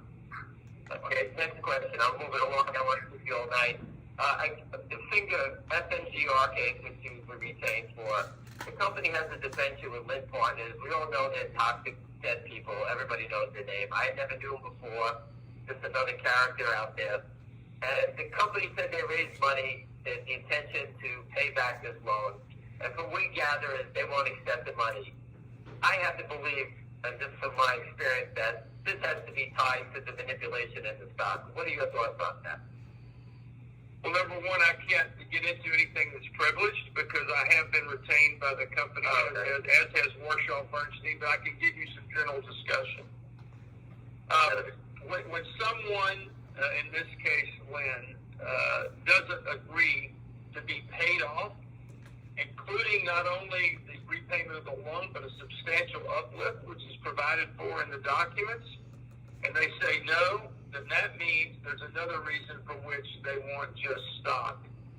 And experientially, having gone through multiple death spiral financing cases, one of which you and I worked on many, many years ago, the bottom line is that this smells foul to me, and I will tell you we're in the midst of looking at some multiple facets of various manipulation. And I will tell you there's going to be a press release on this soon, and I think the investing public will like it. And at the end of the day, I do believe that we'll be able to find out every single entity and person who has manipulated the stock of Finger Motion. Yes, I just looking back at all the things that I followed all these years, when someone wants to take you back and you want to accept it, obviously there's something major here going on here in this name. And it stinks to the high heaven. And you'll know from what I gathered from everyone on the street that they are definitely toxic lenders and they're bad people. And one of the names I wanted to touch base with you is that I bumped in by accident is Yorkville. Yorkville is, I'm hearing, is a top 3 toxic lender on the street. I'm hearing from other lenders saying they're one of the worst. And Has your experience with your bill, they come across your desk at all? I just said, I They have. You would have imagined 21 years in this space. Done due diligence for over probably 73 public companies and about 31 lawsuits. They're on our bad boys list. You get on the bad boys list because you look at what was the stock price when they showed up to finance, and what is the stock price either before the company was killed or presently today. It's a pretty stunning. We bought that book pattern evidence. Pattern evidence is typically admissible in trial speaking, which means, if they killed the person, naked with a specific edge knife and slit their throat 21 times, then ultimately the same kill for the piece that's some pattern. And so ultimately, we believe Jordanville in general doesn't treat the public companies very well. I'll tell you that. I have one more thing for you, and I wanted to get past you, is that the GTII shareholders for 2 years put a truck in front of the SEC.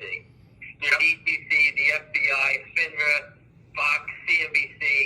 In your general, just give me your take on, do you think the regulators have taken notice of what this crime that we showed them? Because we posted all the information, the criminals, everything about the case. Do you think they just turned a blind eye to it, just don't care, or do you think that they do, just give us your opinion, whether you think they know about it or not, just, that's all. I believe, and I can tell you, I've been to the SEC many times. I worked with them, if you remember, in the Sedona case was our client. Right. And you were there back in those days. And Sedona ultimately led to Refco, which, as we know, was, at least publicly, was financed by the Russian mob out of Bauwag Bank out of Austria. You remember we got a couple guys indicted, Thomas Badian and Andreas Badian, who were also involved in Operation Bermuda Short with another character, Mark Valentine. He got convicted and permanently barred from the industry, although I still see him today showing up in other entities, so I don't understand that. But anyway, to answer your question, I think it's multifaceted. One, I think Gary Gensler is trying to do something, but frankly, I was very disappointed that nothing that the SEC is in their proposed rules deals with two critical issues. One, you must deliver what you sold. There is no asset that I know in the history of mankind that you can sell it and not deliver it. That's number one. Number two, you can only lend a share once, not give 20 locates on the same share. Your audience needs to know that the money that the brokers make from lending stock is billions. It's staggering. It's a monstrous number. So at the end of the day, the SEC knows about this.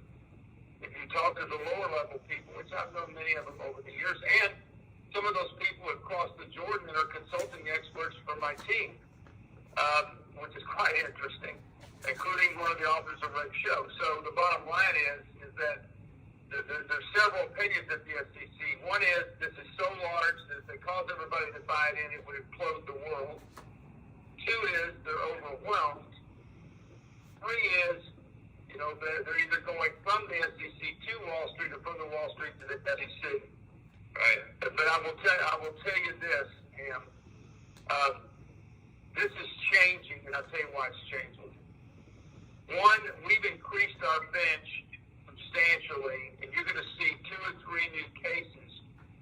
We have finally cracked the safe on some information that I'm not going to get into, but I will tell you, it ultimately gives us the ability to get the information in advance, even before discovery, because we figured out a way to get it publicly and logarithmically decode it and figure out what's going on.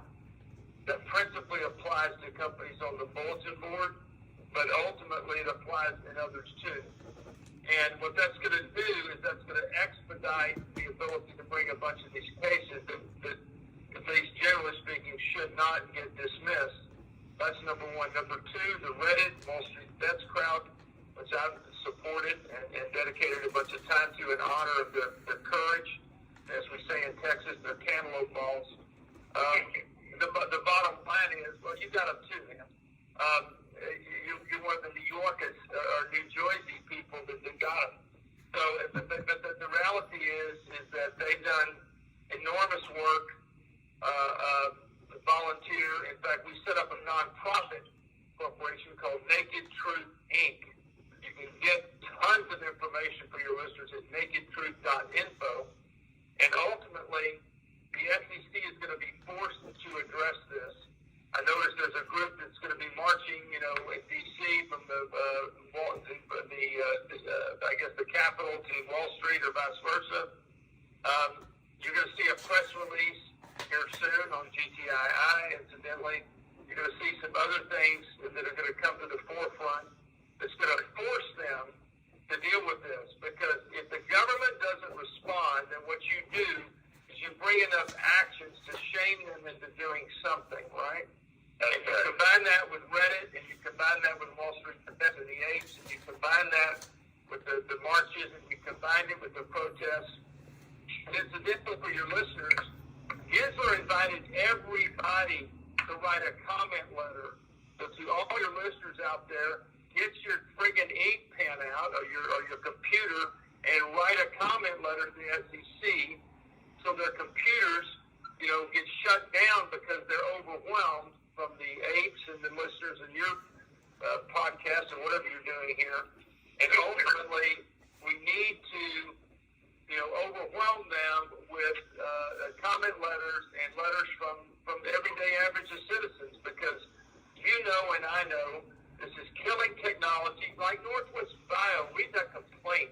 It's the company that frigging has immunotherapy that prolongs the life of neoblastoma brain cancer patients. And I know this is true, so I will say it unequivocally. I listened to the testimonials myself at ASCO, which is the biggest oncology conference in the world in Chicago. People survive 10 years, 15 years, 16 years, crazy amounts of time. But guess what? These people are so freaking greedy and so crooked, they don't mind killing people so they can make money. The truth is, Wall Street is making more money killing companies than they are building them, because they figured out a way to rig the system with excess supply. It's that simple. Supply and demand. Like I explained it to focus groups or juries, the bottom line is it's supply and demand. They're creating artificial supply with shares being lent that don't exist. They're creating the artificial supply with shares they sell that don't exist, all of which is put there to break the system and make the price go down every time. No different than the spoofing, no different than bona fide market makers. What a joke. I haven't seen one of those in 2 decades, which is still an exception to Reg Show. We were able to lobby the SEC and the Congress to ultimately get Reg Show passed and also put in the anti-fraud rule and other things. But one of the things we have failed at, and I'll own it, we've not been able to eliminate that damn bona fide market maker exemption, because it's all a bunch of crap. There aren't any bona fide market makers that I see. They're all naked shorting funds that are working on behalf of their clients. That's simple. I just want to give you one tidbit about that. Back in the day, everyone had an over-the-counter trading desk. Goldman, Morgan, everyone. They shut them all down. They passed the orders to Citadel. If it was so profitable, why aren't they doing it anymore? They shut it down because it's not profitable. The only way to make money is to make it short, so they wanted it out of their houses to protect themselves, so they turned into Citadel and other places to do it. That's it. Listen, I'll leave you at that. Have a great holiday, and thank you very much for coming on, and I appreciate it as always. Whatever I can do to move the ball forward and stop what is financial terrorism on America, go team, okay? Let's make it happen. Have a great holiday. Thank you very much. You too. Bye-bye.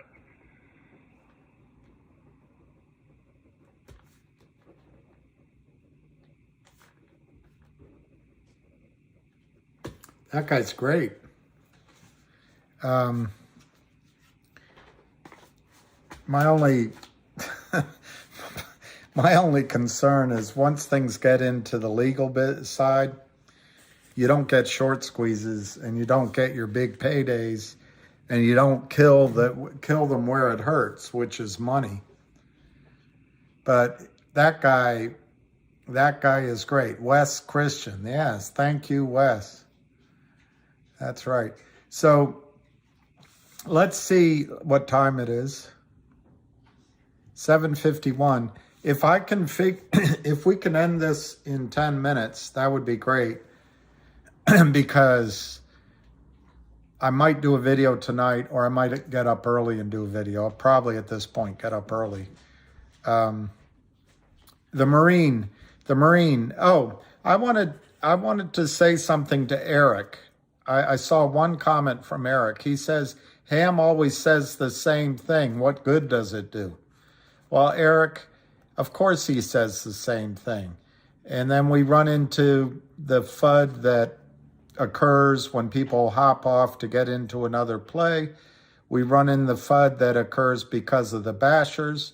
We run into the FUD because of time going by, because the CEO has to do everything correctly from GTII. Shorts just hit a sell button. So yeah, Ham tells the story over and over again, and thank God he does. And I just would also add to you, Eric, that the shorts just sell over and over again, over and over and over and over and over again. What do you want him to do? Make it up? To say, hey, everything's right. Everything's okay. You know, the shorts beat us. You're right. You know, I was wrong. They're selling in good faith, and I'm wrong. No, Eric. Yes, Ham is repetitive. I'm repetitive because new people come on, and the shorts are repetitive. So that's my answer to Eric. To the Marine, and I forget your fault, Marine Entertainment Channel. I'll come. I'll be there. And you better be square. Better be square. Over and over, the Marine. I think I'm saying what you want me to, that you're going to have a march, and I'll be there, right? Is that what I'm supposed to say? Yeah, Finger, they're fighting. In your opinion, what kind of update should we see before New Year's? I think you're going to, regarding GTII, I think I'm reading tea leaves here. On Friday, I don't want to waste the time looking it up, but on Friday, CRTD made a news announcement about upstream and a distribution. It was stated that one was going to go first, then the other. So I think you're going to see news. My opinion, it's just my opinion. I think the audit's going to be done next week. That's speculation on my part. But the last week to get things done is this week coming up. 1-800-Lawyers is finished, and then we get an upstream update. And I think there's more coming with both companies, GTII and CRTD, because remember, Jeremy Frommer is on the warpath. And I think whatever CRTD does, GTII is going to do, and vice versa. And what Jeremy said is the shorts, the opportunistic shorts that are criminal, want to close their books by the end of the year so they can get their hard-earned profits that they deserve so much. So I think there's going to be a lot coming in the next 2 weeks from GTII, from CRTD. That's what I think. Wes is not working with John Berta on MMTLP, but Ham made the introduction, so don't be surprised if that's going to change. Peter, you bought your MMTLP in good faith. I want to sell my shares to the highest bidder. That's what I think. Oh, please watch. Okay. Please watch the video that the Marine has. I assume it's on Twitter. Good for you, chicken nuggets, turkey dinner, chicken winner, or however that goes. File with the SEC, file with FINRA, file with the congressman, file with the senator. Marine Channel post. I will. YouTube. It's on YouTube. So look up the Marine on YouTube. Usually I see him on the shorts. It's the shorts. But, okay, Berta has talked to Wes. Remember, Berta probably cannot hire West, Nextbridge or MMAT would have to hire him. What's the update about when the squeeze will occur? Abu Razik, and I say this as flat as I can. I believe if Lou had stood strong in GTII and not found a shinier object, I think we were on the verge of having a short squeeze. Now, having said that, I'm saying it flat. Having said that, COSM made a lot of money for a lot of people. Also, when he shook it, we broke apart, and GTII was vulnerable to a massive short bear rate with the other stocks. So, in a way, he saved a lot of people too if they got out. But we were on the verge of the short squeeze because Fidelity had its back against the wall. I believe it was Wells Fargo as well. It was happening. But we threw up our hands and said, we all said, oh, we don't have the count. They're not moving quickly enough on upstream. Nothing's going on with GTII. Cosmo is the real deal. So we all hopped over to Cosmo. I FOMO'd in and out, and in the law, you know, it's all wasted effort. But GTII, Abu Razik, Lou shook it out, okay? Thanksgiving shook it out. The bear raid came. Maybe they would have done it anyway. But we stood back and said, well, we need to go to COSM. So whatever, I'm not blaming anybody. The facts are what happened. It already happened. It sold down. So the question is, how can we get a squeeze going again? And the answer is, in a vacuum, it would take months to build that momentum up again. In a way, what Lou giveth, Lou taketh away. That's what happened. But in another way, it turns me inside out. In a way, I'm glad it's over. In another way, it turns me inside out.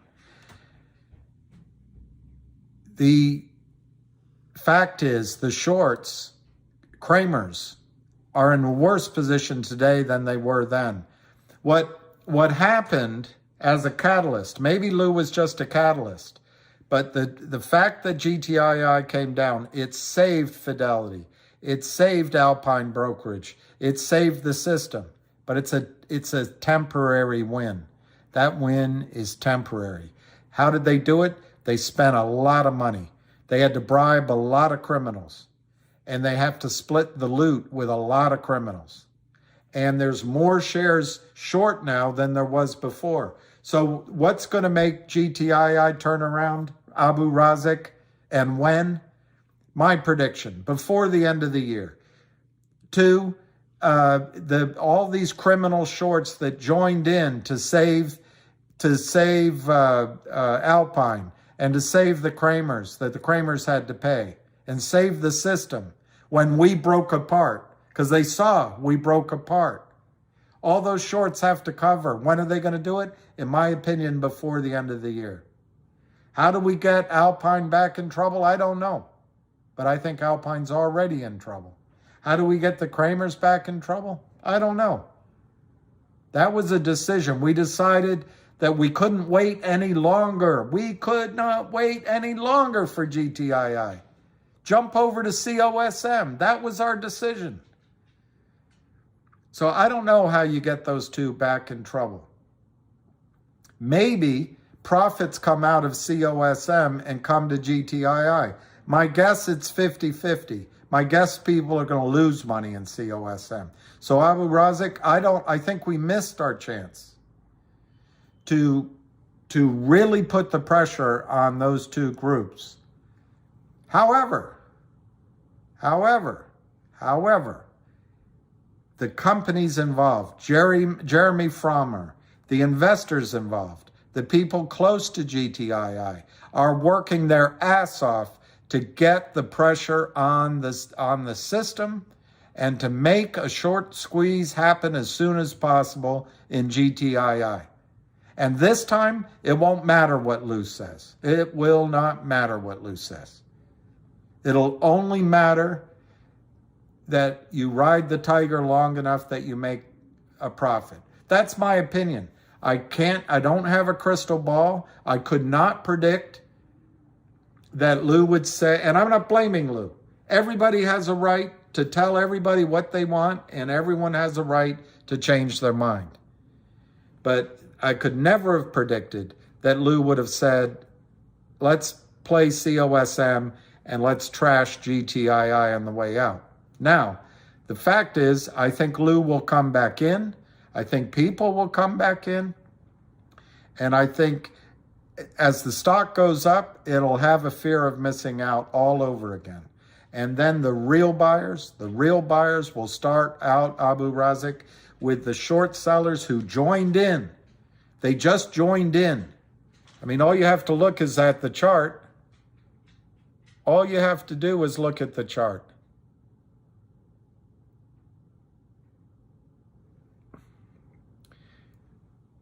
Up here at 350 to 4, Lou said, hey, I got a better idea. The company's not talking to me. They're not being honest about the short. We can't get a real number. And they're doing nothing about upstream. And why hasn't it 1-800 closed? Well, the shorts heard all that. And look what happened after it crossed at around 350. The shorts dropped it down in a massive bear raid. And then another massive bear raid. And then they gapped it down. And it got to 177, Abu Razik. And then they crushed it again and again. That wasn't the Kramers, Abu Razik. Those were shorts that joined in. Those were bandit shorts, as Ham calls them.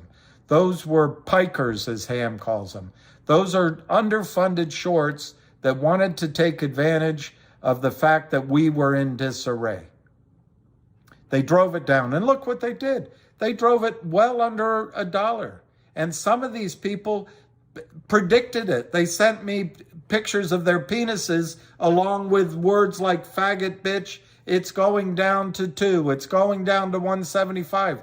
They knew in advance that they were going to be able to drive it down. Why? Because a dozen of them, 20 of them, all joined in to drive it down. But that collusion doesn't come from free, Abu Razik. It does not come for free.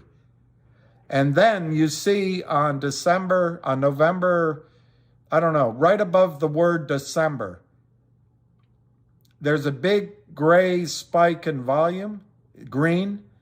Look at that thing. It went over 2. That's because some of these shorts got caught out. They had to cover. They don't have any money. And they're opportunistic, they're liars, but they're not criminals on the same scale as Kurt Kramer. They don't carry a position.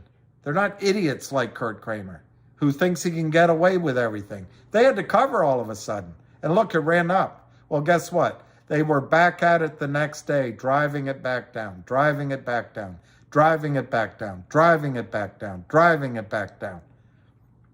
And they would send me the same posts, you know, bitch, faggot, stock's going to go under 2, it's going to go under 1, it's going to 40 cents. They do all that because they know they're all working in a collusion. Well, do they have power right now to do it again? I don't think so. You heard Wes Kramer say there's going to be a press release soon on GTII, Abu Razik.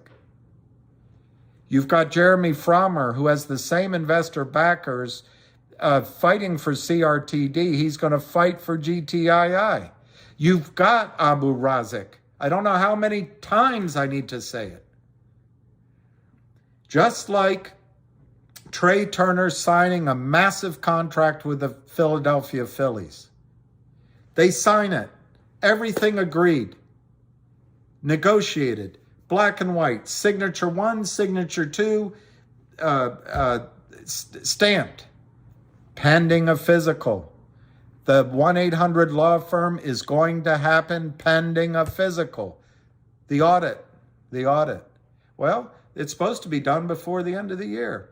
The other thing, Abu Razik, CRTD got its upstream announcement out on Friday. Ham told us that first one, then the other. Well, I'm going to guess that GTII is going to make their upstream announcement very, very soon. And guess what? If it's a coupon from the law firm, that means they have to announce that the audit's finished, Abu Razik. Now, the final thing that Jeremy Frommer said to all of us and said to Ham and said it on his interview, these opportunistic shorts, not the Kramers. The Kramers are idiots. But these opportunistic shorts that drove it when Lou said, GTII is not returning my phone calls, and GTII isn't being honest about its share count. Cosmo has 1,991% to 1 shorts versus shares, which was, I don't think Lou realized, but that wasn't an accurate number. I'm not trying to blame him. It's just the timing. All I'm trying to say, Abu Razik, it's the timing. The timing was that our army split apart in confusion and disarray when the stock was 350. What did the opportunistic shorts come in and do? Not the Kramers. They shorted it down, got a little bit of a recover, and then they crushed it all the way down to 45 cents. It's not for free. And they can't cover. They're the only ones selling, spoofing. They can't cover. You guys, thank God, you guys held strong, and many of you bought more, took advantage of it, but they can't cover. Well, look at the last, this chart is not from Friday. This chart is, I think, from Thursday. I don't remember. There, the 16th of December it's from. But look at the price action. It's starting to show strength. If there's a little bit of a pullback and makes a double bottom, bravo. That is huge news, Abu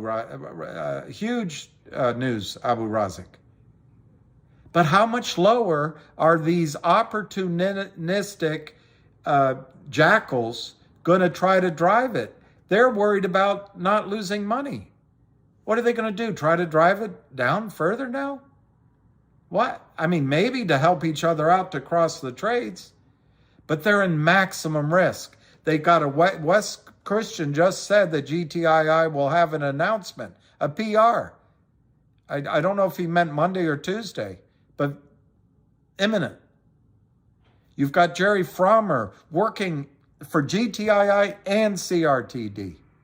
You've got the end of the year so these bastards can close out their profits so they can go home with their hard-earned monies. While you drive a truck across the country, these guys can steal in the open and pat themselves on the back that they're making money. But Abu Razik, every single share that was sold from when Lou said it's a great idea to get out of GTII and buy COSM, which for the people that did it, he was right.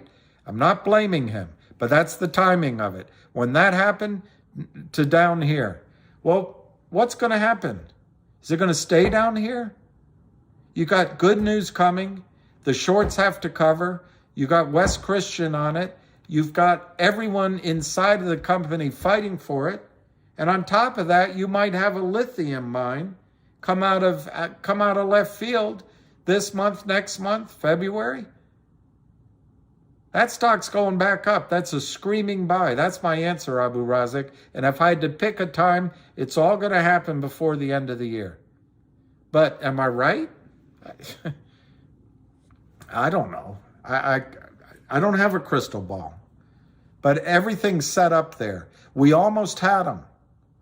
And then we broke apart. This time when we get them, I don't think it's going to matter what Lou says. I don't think it's going to matter what you do or I do. I'm not picking on Lou. I think this is going to be so big, so huge, that what each of us do or collectively do is not going to change the trajectory of the stock. Abu Razik. That's my answer.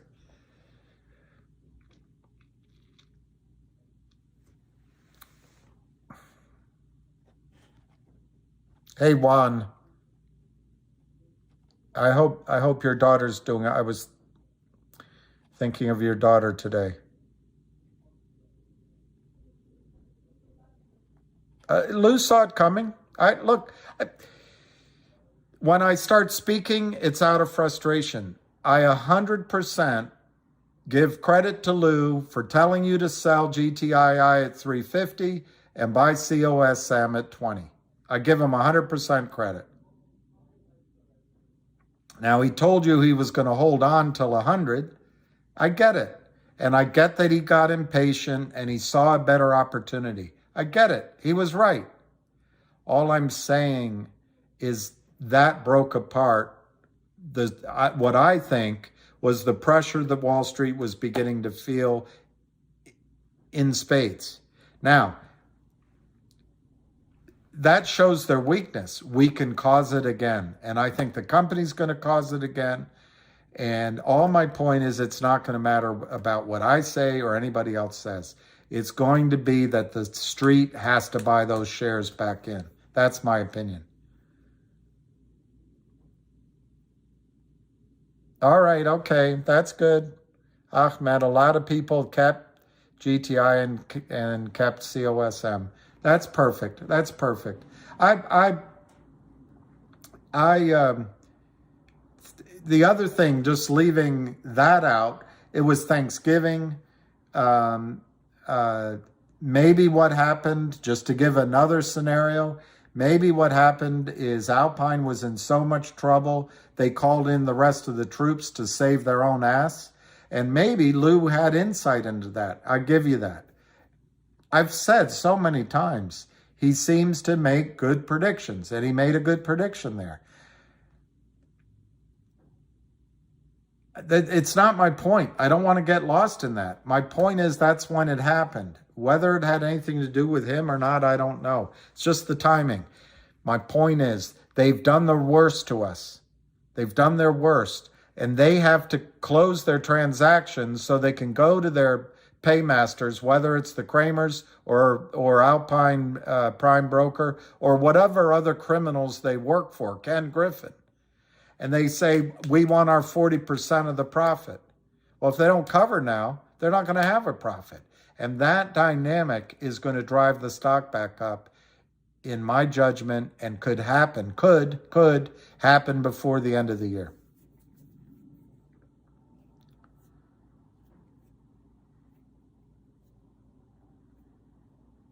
Fear no evil. According to a lot of people here, doing reverse splits causes shorts to cover. I don't agree, but I don't want to disagree. I don't want to disagree with other people. I think that's right, Richard K. I think the whales will settle a deal. Of course, if you sell your shares, you won't be part of that deal. But you got to do... No, I agree, Faith. I know a lot of people. By the way, if you sell the stock, it doesn't bother me. I'm not upset with that. I perfectly think Lou was in his rights to make that recommendation. I don't have a problem with that. Even if you did sell, I don't have a problem. All I'm saying is it gave an opening to the shorts. But they might have done it anyway. They were just looking for when we stopped buying and when they could apply the pressure. And it might have happened a week later anyway. And it was Thanksgiving. So I don't know.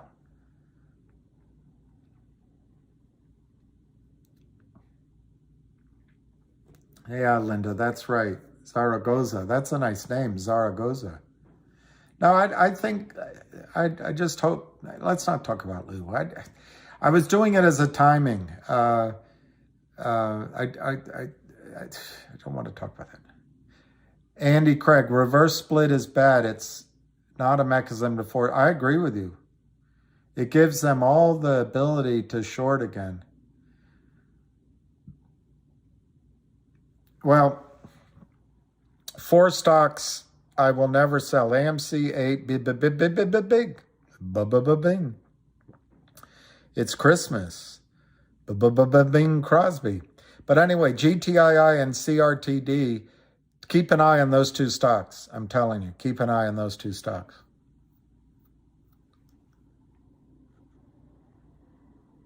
The CEO's average share price is 130. Ahmed, not positive about that because he got what we call down Texas. I don't know if they say it in Texas.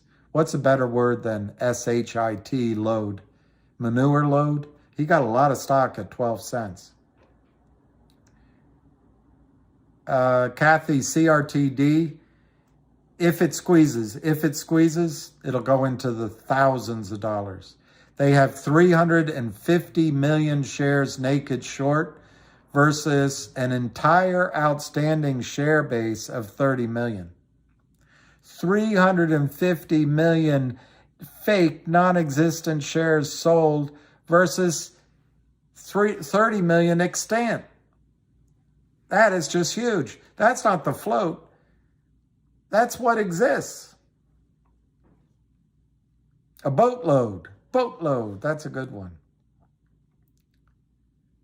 I know we're waiting patiently, Rita, as I think it's Alicia says, patient with a P-A-Y. P-A-Y. Well, yes, Wes sounded great, but remember, Key, Wes is all about settlement. But the great thing I heard, Key, that he said, they've cracked did you hear him at the end? They've cracked the code on how to find out without discovery, to follow the sell tickets. That is massive. That means Wes can sit down across the table and say, you want to go to prison or you want to settle up? But what's bad for us, I think, there's no short squeeze when lawyers settle. He said to email the SEC, but I would do it. Price on Logic, Q1, Claire Withrow. Claire, I think Logic, let me see if I can find it. I've got to find it. Is that it? Nope, that's Root. Root for the home team. That's HNRC. All right, here's Logic, Claire. This chart is incredible in the short run, but Claire, let me show you another chart that another investor sent me yesterday. And I didn't put it up here because frankly, if I put it up here, the line won't show up anyway. I don't know why that is. I really don't know why that is. If you draw a line with your phone, when you put it up here, it doesn't show. But that's Logic, Claire.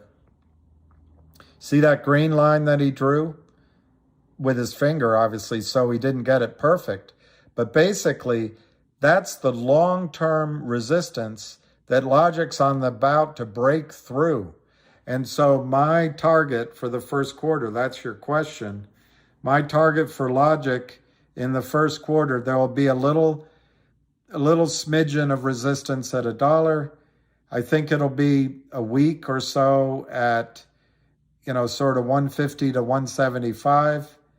And then that green line gives a number, let me just look, $354. That's my target in the first quarter for Logic. Now, it might take until the second quarter, but from here, I think it's an 8 to 10x on Logic. I think there's a lot of news coming on Logic, and the overhang, the stock that these opportunistic providers of funds are selling, I can't say the name of the group, it's down to less than 2 million shares, and it keeps winnowing down. So as soon as that's gone, I think that gives it a good motive, Claire, a good movement. So you asked for in the first quarter.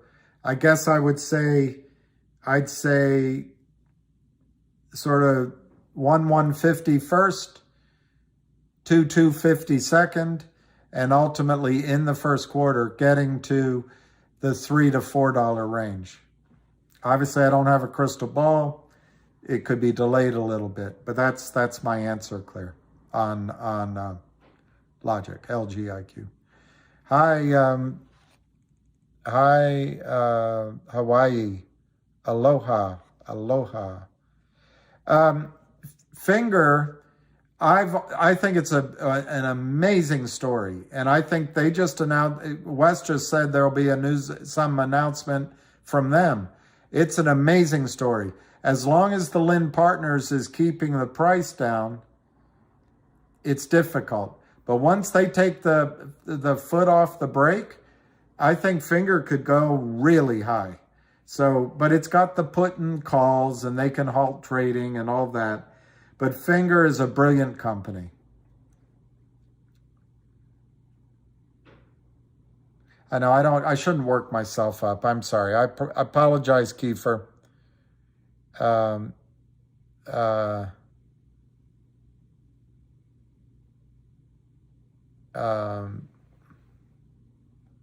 RW. Let me just show you RW. I think this is it. Yeah, RW. This is Root. And what he's talking about, back in August, they did a reverse split at $30, but they had done an IPO. And I'd have to check this, but he says it was, billions of dollars was the market cap at $30. Where you see August 8th, if you go up, well, immediately they sold the stock down. And then they had a little bit of a rally, but from that reverse split, and I think it was 18-1 RW, like 18 shares turned into 1 share. Look how they drove it down and down and down, and then it went sideways a little bit, but right now it's down to $5.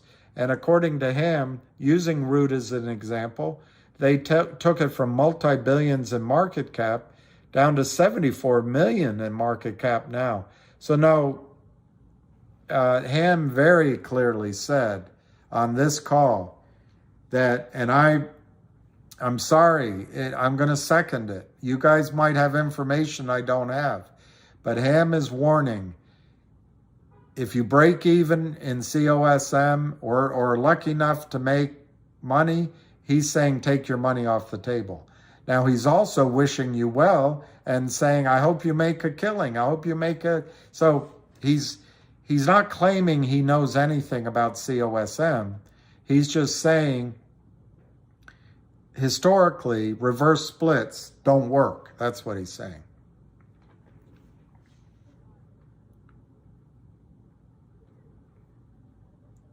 All right, I'll get my rest. Don't dwell on this. Tomorrow's another day.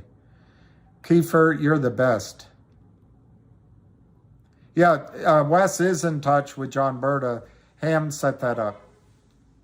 Can GTI do what Cosmo did? I'm not sure what you're talking about. Can they do a change of name and a reverse split? They won't do it because that won't catch out the shorts. That's just misinformation in my opinion.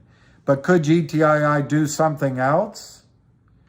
Could they make a distribution through upstream?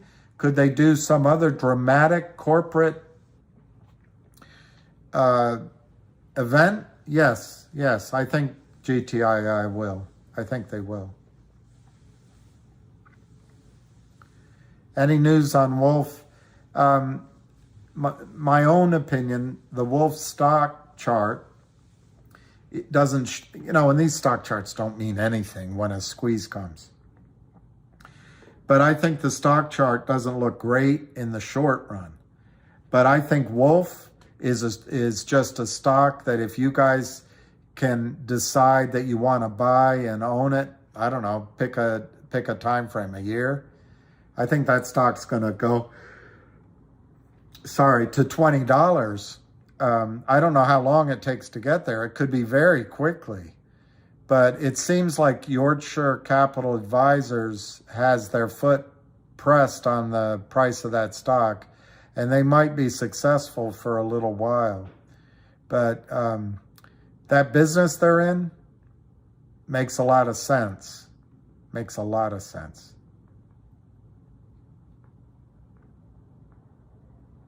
Hi, West Virginia.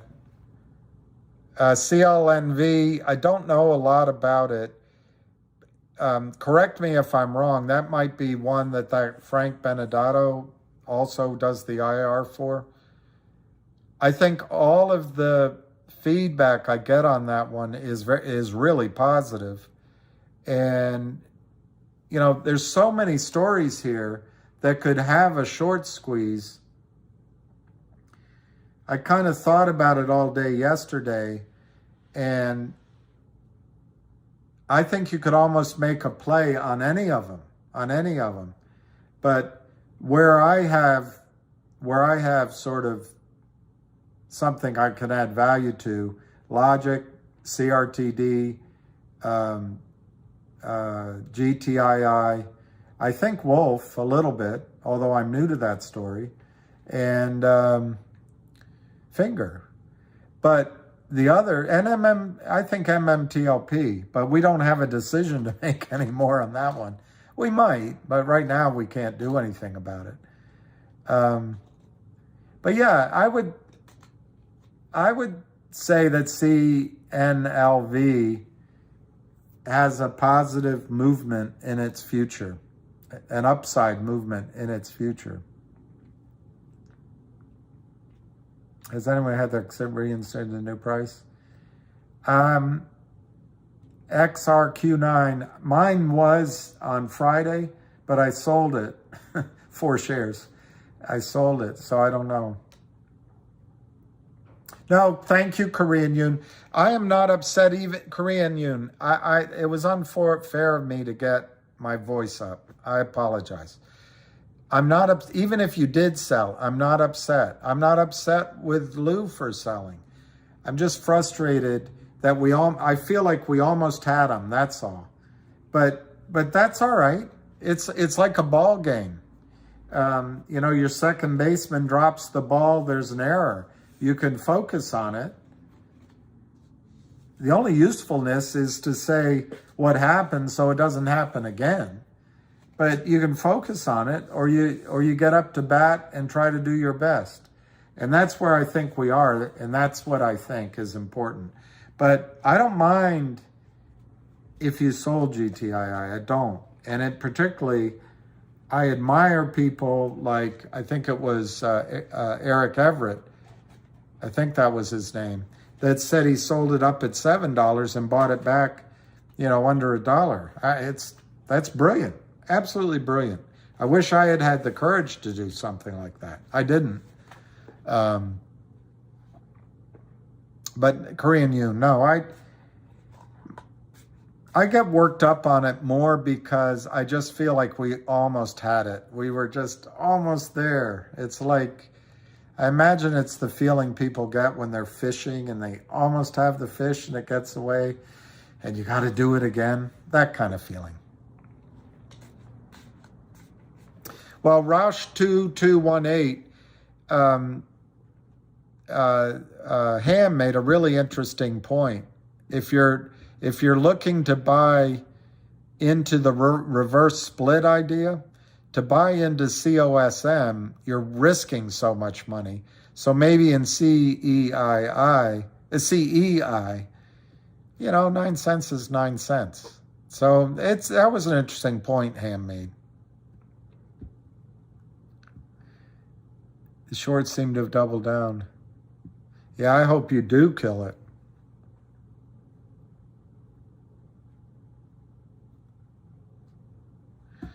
West Virginia, there is no news other than what I said before about the 1-800 deal, but just to summarize, that deal was signed over 2 months ago, or about 2 months ago, it was completed. The lawyers finally crossed all the T's and dotted all the I's.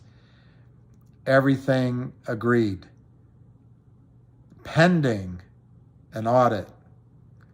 In November, they said they would get an audit done through a third party by the end of the year. The audit is of the law firm of Wildfire Media. The audit is of the law firm. The law firm has $100 million in backlog revenue, $35 million in income, mostly court-mandated settlements by a judge.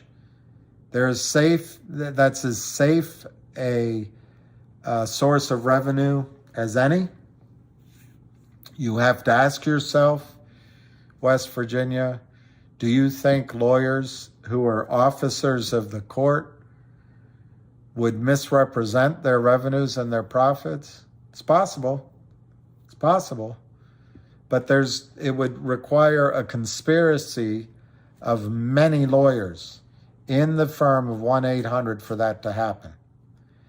GTI has released press releases twice, maybe 3 times, in the last weeks, confirming that the third-party group hired by GTI and Wildfire Media to do the analysis of 1-800's books, the audit, is on time, has seen no trouble yet, and it's anticipated that they will finish on schedule.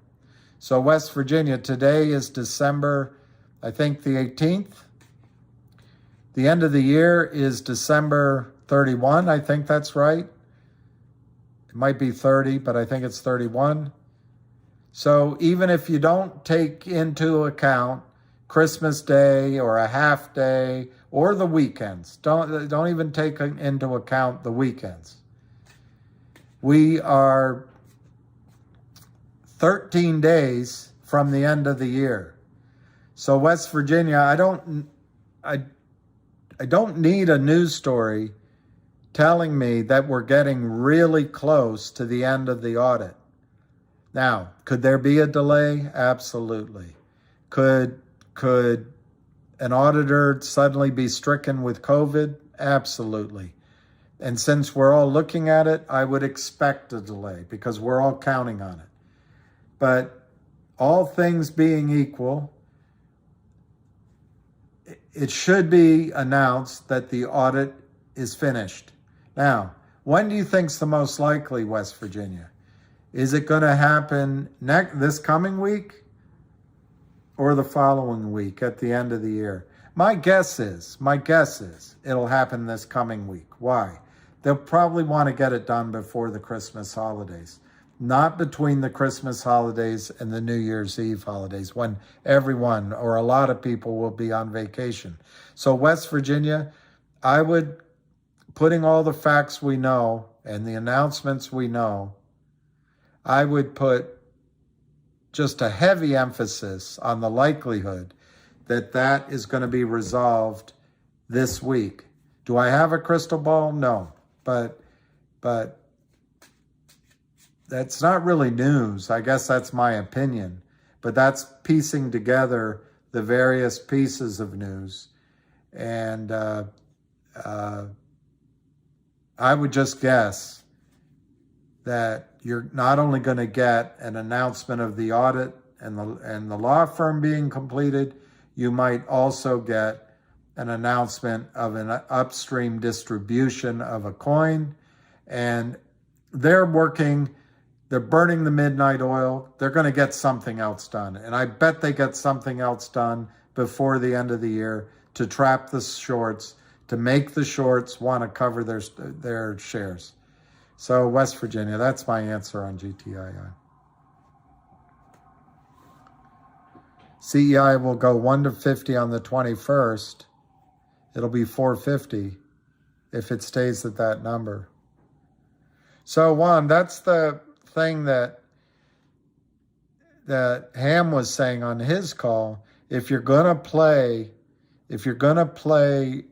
this idea that by creating a reverse split, the shorts have to cover, which I don't agree with, but who am I? With CEI, you're just risking 9 cents. With COSM, if you're making a new purchase, whatever it opens up tomorrow, I don't know, is it going to open it? I don't know, maybe people have predictions. Is it going to, my guess on COSM, they're going to open it down tomorrow as low as they can to get you to sell, and then they'll run it up just like they did on Friday to get you to buy. I think they're going to seesaw that one. Yeah, I know, in order to get from getting delisted, but it's 723. So what, I don't know, what, a lot of you guys couldn't sell on Friday. So I wonder if people are going to sell or buy tomorrow. The other thing is, there seems to be pending good news in COSM that I don't have, I don't know. Is it a merger or something? I don't know. They didn't cover shorts in COSM or MMTLP. Why would they in CEI? Well, Stony Bones, I'm not sure they didn't cover some shorts in COSM on Friday. That was a lot of volume. I think in COSM and CEI, as long as they keep trading, they're going to short more. They're going to press their bet. That's my opinion. In MMTLP, we don't know the story yet. They probably were going to have to cover shorts, but FINRA stopped trading a week ago Friday. So we don't know. I think with MMTLP, they're either going to open the market up. I don't think that's going to happen. I did think they're going to do a win-win-win settlement, but I don't think that's happening anymore. I'm leaning now toward a gray market solution. So they're going to cover the shorts in MMTLP. They're going to try to manage it in the gray market. We'll see if it works. I think one of you pointed out the insiders are not going to settle for $2.90, $3.25 a share. So there's going to be trouble.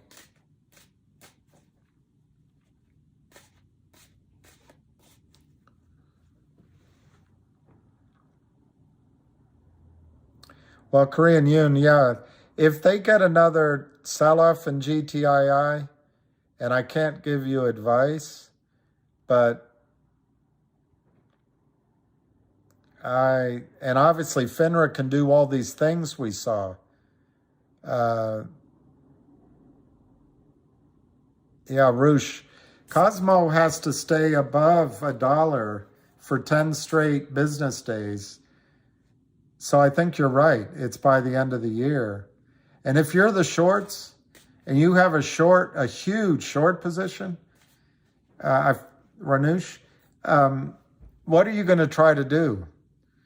You're going to try to get it delisted, because then next January, you can just push it down. So the battle is going to be between big buyers and maybe big news, keeping it above $1, or, they're going to try to get it delisted. And that's the battle lines. The battle lines are drawn. And as Ham said, which I thought was a good point too, how many shares are you all going to be able to buy, or me, of COSM at $10 or $8? I don't know, maybe you have a lot, but it's not going to have that bang for the buck as you could have bought it at 20 cents or 30 cents or 40 cents when it was trading at pennies. So I don't know. I'm really scared for the longs in COSM, but I'm readily admit that the CEO may have lined up a lot of buyers and news to get that stock running. And as somebody said on this call earlier, once it gets above a certain price, I don't know what that price is, you could get your short squeeze. So, you know, these aren't guarantees either way. Jeff Kendrick, GTI is forming the bottom of a cup now, in my opinion. 47 bottom, full reversal in the next week or two, loading here. I think you're right. Jeff, I think you're right. That's how I see it. Now, could FINRA stop trading? Could, you know, yeah, there's always something, but I think GTI looks really interesting right now. They did give us shorts a chance to cover on Friday, I think. Well, see, Darren, I think that's unfair. You were in at 29 cents. Like some of the guys, there was one guy on here bought cheap and sold at 18. 10,000 shares, he made a killing. And you should have had a chance. I mean, I think on Friday the stock went to, I'm trying to remember, 80 cents pre-split. You had a chance, and they wouldn't let you sell. It's just not Alberto. Alberto is getting back at me. Alberto is getting back at me. I just realized that 2022 is over in 2 weeks. Touche, Alberto, touche.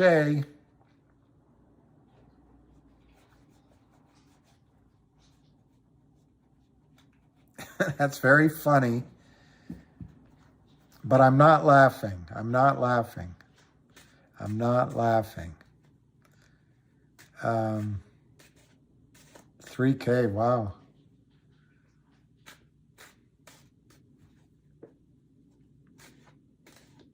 Yeah, it's a shame. It's a shame they were successful getting GTII all the way back down. I certainly didn't predict it. On the other hand, it's a real opportunity to either average price down or just establish a position. The risks in GTII going forward are more disarray, maybe. Tax loss selling for the next couple of weeks. And FINRA. But in return for that, you're able to buy it so inexpensively. If it just goes back, not even to its high, it just goes back in the middle of where it was trading, it's a nice rate of return. You're welcome, Yabez. Alberto, I'm looking forward too, but I will admit I'm worn out of it. And you're seeing it in me sometimes. You're seeing my frustration boil over, and that's not fair to you guys. That's not fair. It's not being fair to you. Most out in 2 days. Most out in 2 days. Oh, the shorts? Oh, you're a lady, Rise. All right. Yes, I still have MMTLP. I can't sell. And Flora, I'm not going to do it tonight. I was going to do a video on it. But I go back and forth, Flora, on how they're going to even it up. I now think there's less than 20% odds that they open the market up again. I think there's less than, maybe 25% odds that they come to some global settlement, which I used to think just made so much sense to do. I think what they're going to do is try to settle up in the gray markets. Now, they could do some in the gray markets and then come to a global settlement. That could still happen. But it looks like from the feedback I'm hearing, and it's not like I'm close to the insiders, that brokerage firms are calling around to buy back shares. And unfortunately, the criminals got the stock price down to $3, and that's where the brokerage firms are looking. Oh, it's $3. Let's buy it there. I think if most people get stubborn and say, I'm not selling it for $3, it's worth. Thank you very much, Cali Living. You're the best, and I know it's frustrating. I wish I had more control over my expressing my frustration.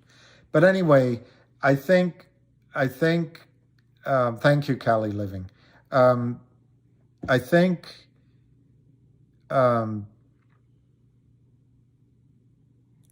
starting at $3 or whatever they're starting, $3.25, they're not going to buy very many shares back. So they're going to have to go back to the drawing boards and raise that price, or maybe come up with a settlement. But I know, Flora, from my standpoint, and I don't quite understand how I'm going to get in, but I would any price under $100 a share, I'm going to be inclined to say I'll just go into the new company. Now, obviously, I'd love a much, much higher price. I would love, that would just be, if they called with a huge price, where do I sign up? But I will admit that if they came in, I don't know, at $40, $50, $60, even $30, it would depend the mood I was in at that moment. It would depend the mood I was in. So, but I'm not going to sell at 3. I don't intend to sell at 10. I don't intend to sell at 25. But anyway, Flora, the other thing I want to say to you, Flora, is you're not going to get zero. The system owes you something for the cash you paid. And I think it's going to be up to you whether you take a loss. Although that we're in uncharted territory. In the gray market, they may call you and say, we're going to give you $3.25. Are you interested? And you say no. And like I would say, no, I'm not. But then the next time they call, they might say, well, we're offering $2.50. Are you interested? And I'll say no. Well, I'm hoping, my bet is, that I'll get a seat in the new company. But what happens if I don't? I could see a case where they would argue I get the lowest amount that other people accepted and they just put it in my account. I would try to fight that, but the odds of me going to arbitration on that, it's too expensive. So that would be the worst case I could see. The second worst case is they go in and just say, you know what? You didn't settle. We have a record you didn't settle. We're just going to reverse the trades. In my case, I get my money back at $7.60 a share. I don't think that's a good scenario either, because I bought it on the premise I was going to get to look at a short squeeze, but I also was happy that my downside was upside. So I wouldn't like that. But those are the two sort of worst scenarios. But you're not going to get zero. Your money's not going to get lost. As the gray market, as people sell and they realize because that's what I think is going to happen. If most of us insist on a higher price, they're going to realize they have a problem that's bigger than just offering $3. And so then maybe there is a global settlement at a higher price.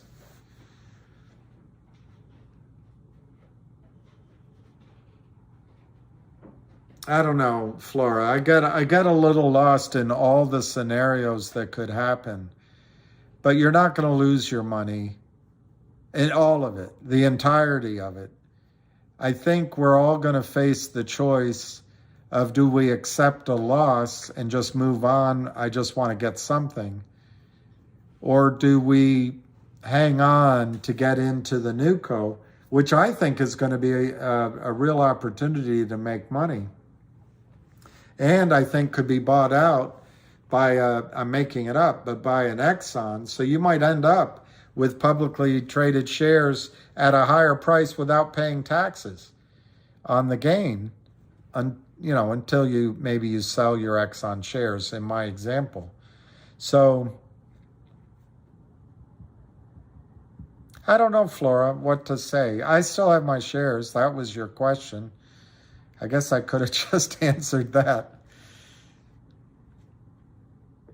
No, they do not want discovery. I like what Mark is saying. Gray market, they will test it out first few days. You have to watch the bids rise throughout the day. Feeling is it will be a third-party app with an established line of credit. That's very interesting, Mark. So they might have a kind of like a broker working for them. Richard, if they go gray market, how will they attack it? I think, Richard K., that's a good question. I was in these situations, They would, you get a list, and you wouldn't always get paid for it, by the way. You wouldn't always get paid for it. But if you want your manager, if you want to be on the good side of your manager, you solve the problem for her. So they're not looking at number, they're not looking, like if I got a list of people to call and it's 100 people, they're not asking me to close 95% of the people. They're asking me to close 95% of the shares. So odds are I'm going to call the biggest ones first, and that's who they're talking to. But remember, 3 of the biggest shareholders have already said on Twitter, if the offer is to them, even they actually said below $500, that the answer is going to be not only hell no, but hell no, and here's a lawsuit. So I don't want to give advice if you're nervous, and I don't want to give advice in the sense that what could the system do to screw us? But all I can tell you, I'm not going to take a low number. Shares in an IRA, they're not going to lose your shares. They're not going to lose your shares. Yeah, that's the point, Richard K. The whales want to do maximum damage. I think at some point there's a number where it's in the best interest of everybody just to,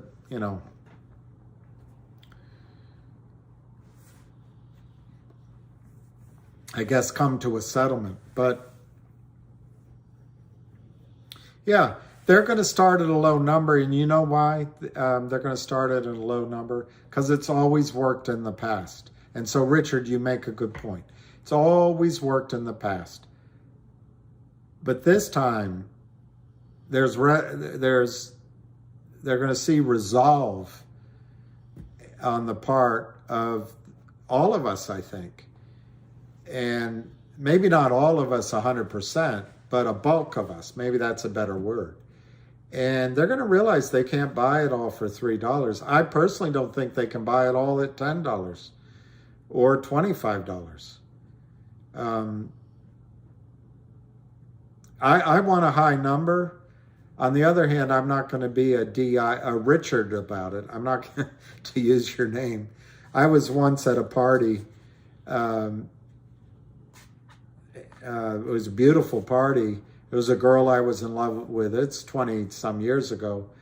And I was hoping she was there, and I was all dressed up. I went with friends, went into this beautiful house, and here in DC, and it opened in the back courtyard, 2 beautiful trees. I ended up buying the house right next door to it. Just by chance. That's how God works sometimes.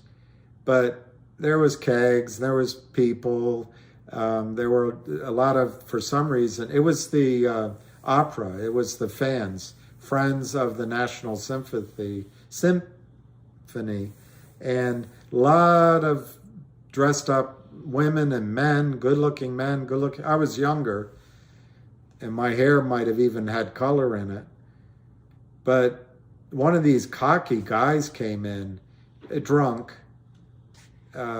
He was wearing a long black leather coat, and he had two beautiful Russian women on his arms, and they were dressed to the nines. And he barrels into me, knocks me over, and he doesn't say sorry. And I went out after him because he went outside. And my friend that was with me, she was wonderful. She was from I want to say she was from down south in Virginia. But she pulled me, and she said, "Bill, I can't get her exact accent. Bill, don't go after him. He's bigger than you, and it's not worth it." I said, "Yeah, well, he's a effing DICK. He just smashed me, spilled everything, and he didn't even apologize." And she said, "Well, I'm sure he's been a Richard. I'm sure he's a Richard, but it's not going to help you if you get a broken nose." And in my fog of anger and drinking, that made a lot of sense to me. So I swallowed my pride and I didn't start a fight. But anyway, I forget who in this situation would be a DICK. Anyway, in an IRA, in a regular account, you're going to get your shares back. Would we all get a different settlement dollars? Absolutely, Ryan, if you agree to it. If you agree, if they call you, Ryan, and say, "Do you accept $3?" You sold. But yeah, Tony, I will.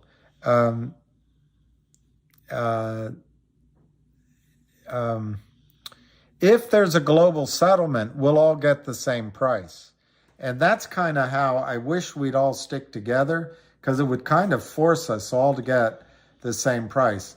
I'm guessing that the insiders, if they made a negotiation, they'd ask all of us to get the same price they did. I think they're honorable men, but so were they all honorable men. I have come to praise Caesar, to bury Caesar, not to praise him. The good men do is oft interred with their bones. Interred with their bones. For Brutus is an honorable man, as they are all honorable men.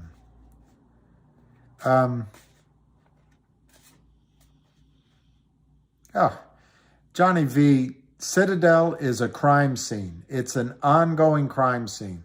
And this AH is buying properties everywhere. As Ham calls him, he's Scarface.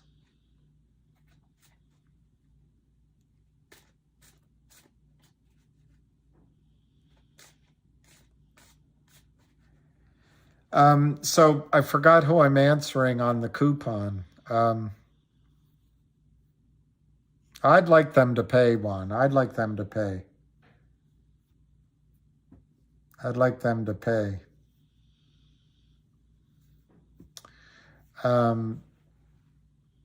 Yeah, the coupon, Tony. The idea is this, and as far as I know, this idea has been suggested and accepted, but it's not finalized. But here would be the coupon idea. You own 10,000 shares of GTII. I'm making the dates up. I'm making the entire scenario up. On Tuesday, GTII announces that they've heard from Wildfire, from the law firm, that the audit is finished, and that effective midnight Tuesday, the acquisition, the merger is complete. Wednesday, GTII announces, I'm making these times up. Wednesday, GTII announces through Upstream that they're going to create a digital coin that is equal to 1 coupon per share, equivalent to $1,000 credit to any legal fees at 1-800 law firm per share. So on your 10,000 shares, there's a digital coin or token on Upstream that cannot be fraudulently entered into your account at Dean Witter. It cannot be an IOU at Dean Witter. It cannot be an electric entry at Dean Witter. It cannot have a CUSIP at Dean Witter. The only way they can get your shares evened up is if they buy in all of their counterfeit shares. Remember, the goal is to create a run on the system, a run on the bank. The movie that goes on all the time right now, It's a Wonderful Year, the scene with Jimmy Stewart. He's trying to prevent a run on his savings and loan. And that's what the system is trying to prevent, a run on MMTLP shares, real ones. They're trying to prevent a run on COSM. They now would be in a position they'd have to try to prevent a run on GTII, but at the same time, they don't want to be, Dean Witter doesn't want to be short $1,000 coupon per share in just your account. They're going to be short 10,000 $1,000 digital coupons. Now, you're going to say, well, that's crazy. No, the law firm's never going to honor all those. Well, that would be in the writing, would be that each investor, each human being could only use 1 coupon, not the full 10,000. But the idea is that Dean Whittier would have to cover all of them, because they have to make good on each of those coins regardless, because they're not used yet. It's up to you when you use them. If you have 10,000 of them, once you use one, the rest become worthless. But until you use that first one, they're all worth $1,000 a coin. That's the idea. They're trying to create a run on the securities system. And that's how I understand that idea would work. Now they're not going to stop at that. They're going to probably try to do a NFT, a non-fungible token out of a Picasso or another painting through Upstream. They're probably going to do another dividend that is a warrant. Whether they do that through Upstream or not, I don't know. But the last time, and when you saw me getting all frustrated about a half hour ago, we almost got them. We almost got it done at 275. But what they did is they issued a warrant, but they did it as a dividend. So Fidelity was the firm that looked like they were in the most trouble under that warrant. They've already announced they're going to try it again. So,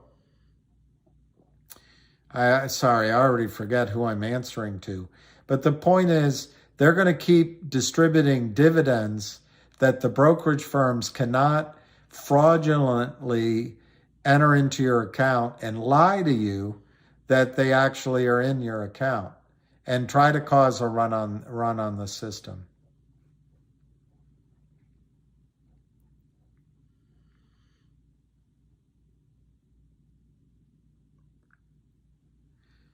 Do we get any news on MMTLP? Well, Ryan, I was going to do a video tonight, but I can already tell I'm not going to.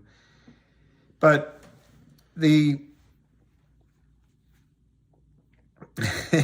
somebody was so funny. He said he noticed that there's only 2 weeks left. He got me on that. But anyway, if you look here on the month of December, we're here on the 18th, right? Last week on the 11th was Sunday, so it was the 10th and the 9th. You had on the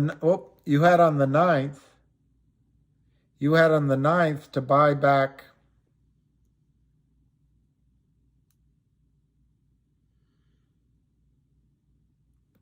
I'll read that in a second. You had on the 8th to buy the shares in time for the 12th record date, right? But on the 9th, FINRA stopped trading. And on the Monday, there was no trading. So there was no short squeeze in MMTLP. It was either the 13th or the 14th that the shares disappeared in MMTLP, and MMAT had to distribute the shares in the private. Why don't I know? Because there were two different press releases. One, I think the SEC said the 14th, and I think FINRA said the 13th. So just in the abundance of caution, I'm giving you the both dates. Well, what I remember on the 15th last week, Thursday last week, it could have been Wednesday the 14th. MMAT announced that they had distributed the shares of NextBridge to the DTCC. Well, let's just assume it was either late Wednesday or on Thursday. Well, that was last week. Well, on Friday, DTC notified, or maybe Thursday, but let's just assume it was Friday the 16th, DTCC notified the brokerage firms. Let's say it was Dean Witter. Dean Witter no longer exists. Let's say it was Morgan Stanley. Morgan Stanley, the DTC says, you have 5 million shares. Morgan Stanley, Friday, just a bunch of people, human beings like you. Most of them don't understand this crime is going on. They look at their books and they say, well, no, wait a minute. There's 33 million shares of this across our books, across the entire country and internationally. And DTC's only giving us 5 million shares and we have 33 million.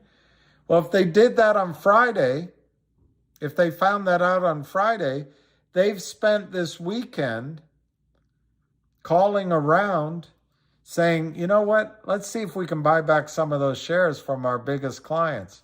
Why don't you call Fidelity? Fidelity by itself has 7 million shares. See if Fidelity will take $3. Why don't you call Mabel Smith? Mabel Smith has 13 million shares. She's wealthy. See if she'll take $3. And then they start calling the people with 1,000 and 101. And they come to this day, today, and they make calls amongst themselves. You know, out of that 33 million, we only got 500,000 bought back in at $3. We still have a problem. So come Monday, tomorrow morning, you're going to have brokerage firm after brokerage firm after brokerage firm looking at the facts on the ground saying, you know, we didn't buy that much back. So will there be news on MMTLP tomorrow? I don't think so. It'll be the same, well, we're working on it, blah, blah, blah, you know, hemming and hawing. Doesn't mean your shares are gone. It means the brokerage firms are saying, DEFCON 3, DEFCON 4, or does it go the other direction? I forget. But we are in, red alarm situation. So they may decide to call the prime broker. They may decide to call FINRA. They may decide to call each other. But I still come back to 3 scenarios, or maybe a combo. Maybe they ask FINRA to open the markets up again so that they can reconcile their books out in the open market. They may call the other prime brokers and say, settle the trades. And if they don't, they may go in the gray market again, raising their price tomorrow and the next day and the next day. And they may just try to get it all done with higher and higher and higher prices, and then lower and lower and lower. Because as they get closer to being done, they get more leverage and it'll go lower and lower. Or they may just call around and say, guys, we got a problem. Where does it stand? We're willing to pay NextBridge some cash, issue some shares to us. We've got a conundrum here. So you're not going to get news on that. You're not going to get news on that. Remember, there's lawyers every step of the way. Every step of the way. Nothing is going to be announced. No news is going to be given until the problem is resolved. Or until a plan of action is agreed amongst 100% of the parties. And so you might get some sort of notification that says you have 10,000 shares of MMTLP that's converting into NextBridge. We have a buyer at $3.25. You get electronically. Just check yes if you accept. Scroll down here.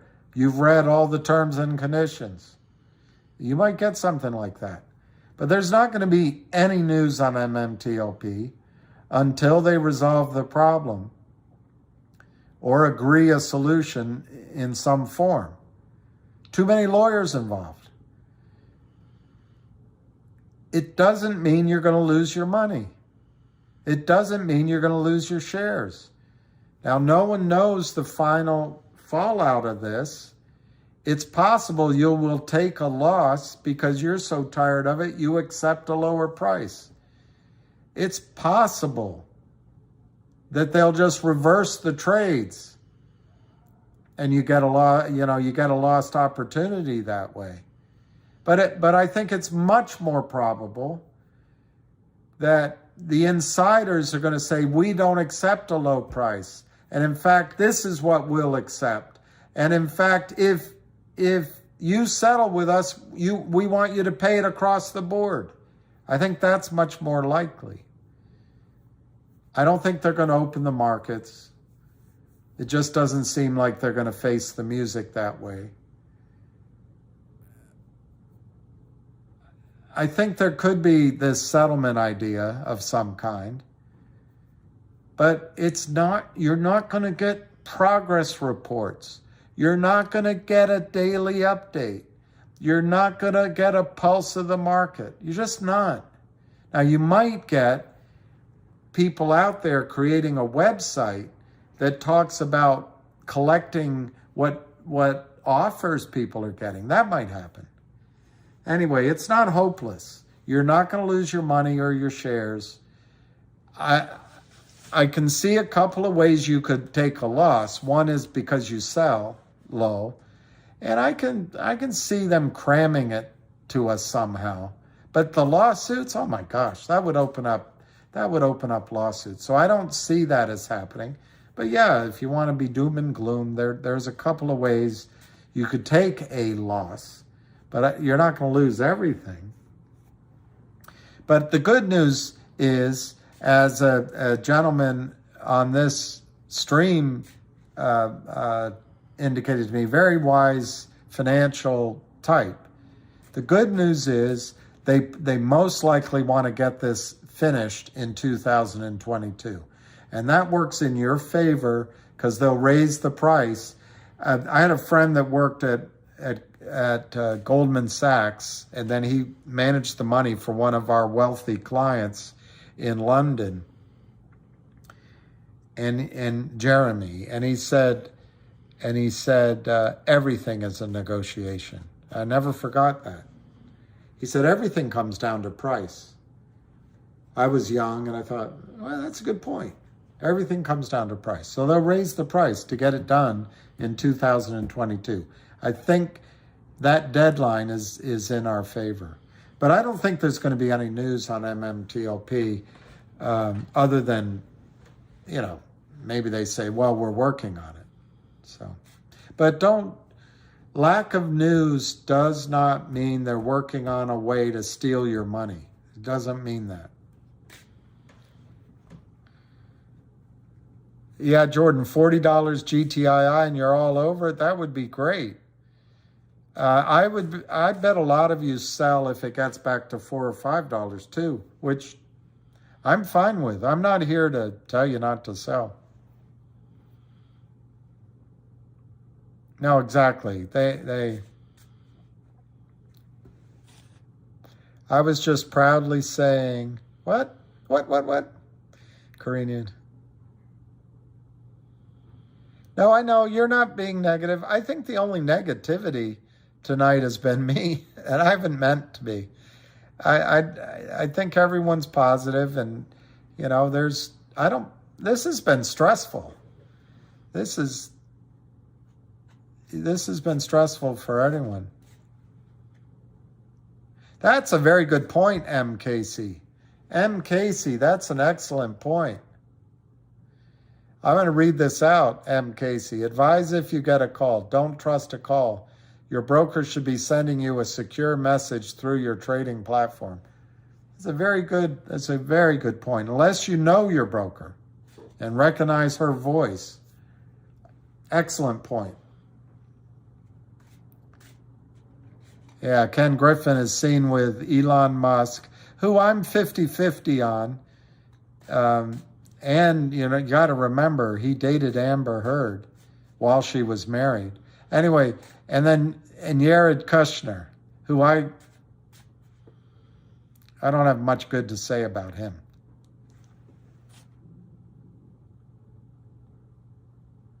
He is tall, I'll give him that. If you want $40 for MMTLP, I might just buy him from you, Mark Maddox. All right. Now I'm, Mark, I don't know if I have it here, and I'm not going to redo it if I don't have it quickly. I'm already feeling tired. Here, maybe it's here. Maybe it's here. I came up with $1.06 a share value of NextBridge on 165,500,000. So I used 100. There's 500 million shares authorized. So I figured they could issue 335 million shares out of the private company to the shorts for $100. That's 33 billion they'd have to pay, but they have that money, and the system has that money. And that's, to me, seems like a solution. But it doesn't seem fair because we were each going to get 1/165th of the company, not 1/500 millionth of the company. So I said multiply by 3, add some money for the lawyers, and add a cash distribution. So I came up with $400 a share times 335 million, or $133 billion. I still think that is letting them off the hook. Because they had no discovery, nobody goes to jail. But then I did admit that maybe they used 10% of that, $40. That would be 14 billion. And if you paid If you paid $500 million to the lawyers, that gives $3 billion maybe they can distribute to us, and we get our shares. That's a solution. But I'm not sure I would take $40 cash.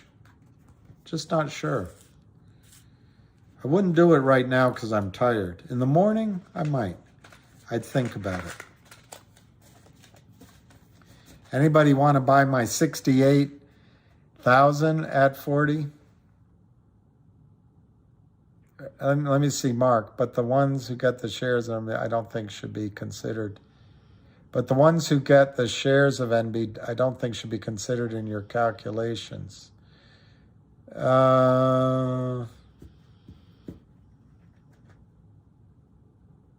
True. That's why I might be misunderstanding you. That's why I used 335 million shares, not 500 million shares, because I was leaving that out.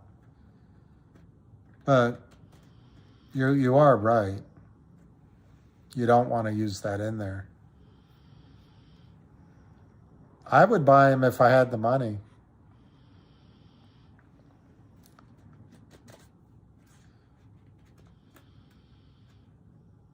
You got COVID from it? I'm sorry, Talat Azim. All right, I will check your DM. That's terrible. I really hope you get better. It's not worth losing your health over, but just Talat, they cannot. There's a record of the trades. You paid your money. They cannot take your money from you. They just cannot take your money. Now, if the system calls you and says we're paying $3.25 a share, and you agree that number, well, and you paid $8, well, then you take a loss. But I don't think you're going to face that choice without the option of saying, I'm going to go to arbitration. I paid $8 a share. You've put me through this. I'm sick. I'm blah, blah, blah, blah. I want $8 plus I want something for my troubles. And you committed fraud. And I think they'll pay you more than what you paid. So you're not going to lose your money. It's not worth it. Please don't lose your health over it. I think MMTLP, the blessing of MMTLP, it's completely out of your hands right now. You can't even worry about it. And I would guess we're days away from when you have to make a decision, unless your brokerage firm calls you with some low-ass number. Then you got a choice to make. And I guess I'm saying don't take a low number. But each of us have to make our own decision. All right, Robert.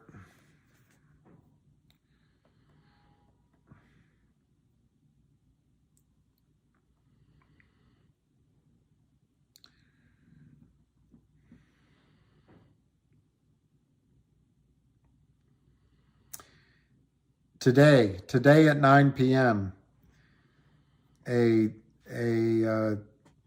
hardworking and highly competent financial services experience guy named Robert, he just texted me. I just talked with TD and MMTLP, and they do have the NextBridge shares. That's at TD. COSM will be tradable for those that hold already, and you're going to be allowed to buy more at TD.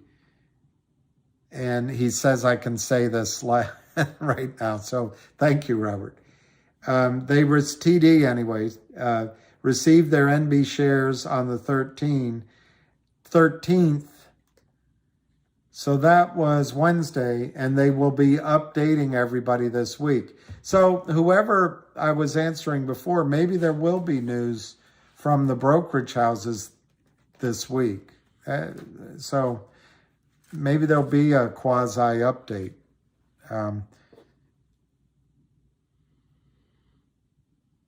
Oh, I don't believe they have the shares. I think the guy was reading it incorrectly or correctly. Derek, my deal is off the table. All right. Derek, that's how they're going to do it. They're going to call around. They'll say, I have a buyer at 325. Do you care? Does it matter to you? Are you interested? Whatever word they use. And you'll say, no. All right, click. And they'll move down the list. You'll be just like you.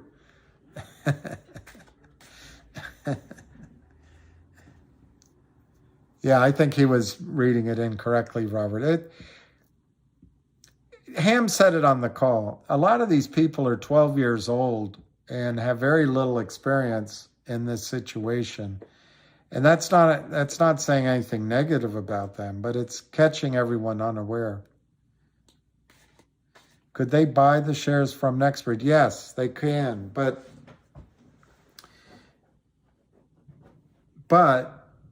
Nextbridge only has 500 million authorized, and they've already got the 165.5 issued.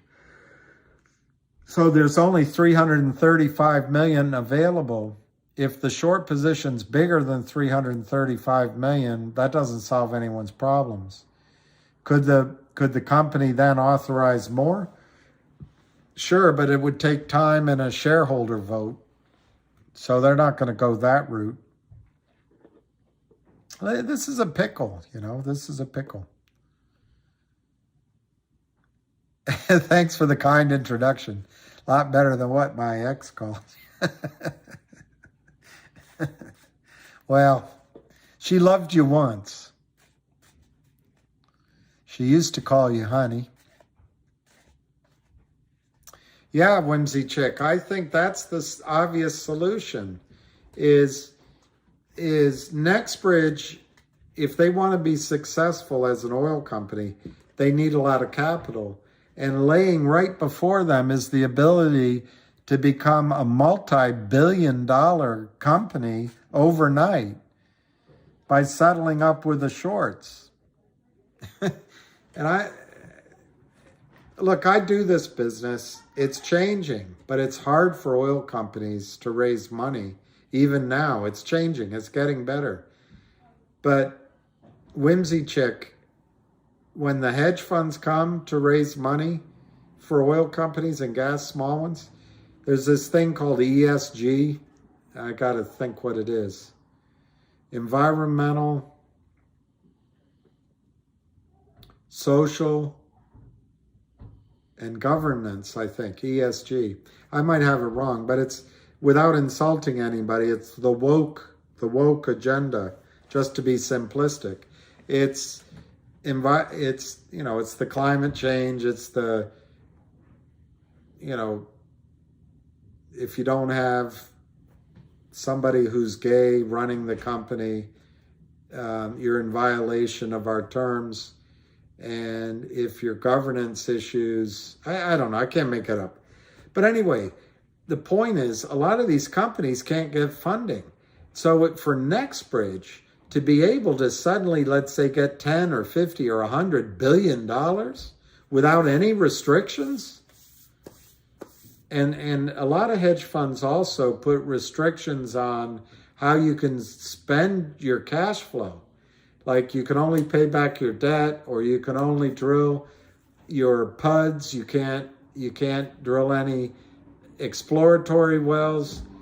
So the Nextbridge would be sitting on all this cash, free to make their own decisions and acquisitions. It's a brilliant solution for Nextbridge. Brilliant.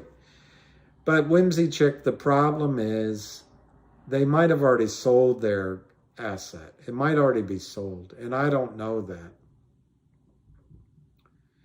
The other problem is the shorts might be so cocky They only want to settle at three smackers. There might be an impasse on price.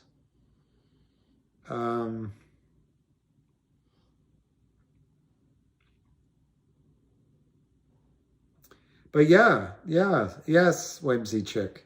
Absolutely. They could issue shares. The one part William got right in all his bullshit is MMTLP will recruit 70% and the rest will go to court for peanuts. Yeah, that's makes sense.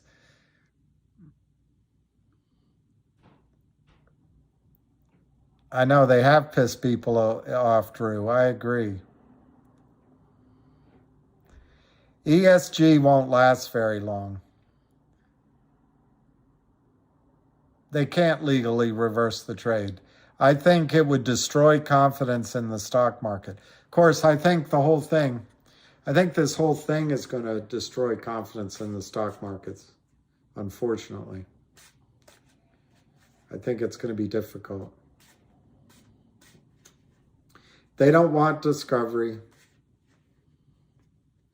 They don't want discovery. It's not sold? Christian, do you know that for a fact? So that's good news.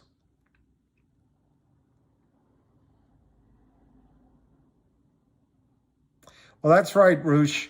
I think at least one or two prime brokers or hedge funds will go broke. I think it'll shock the system. And the question is, will the system allow it to come public, or will the DTCC just absorb it?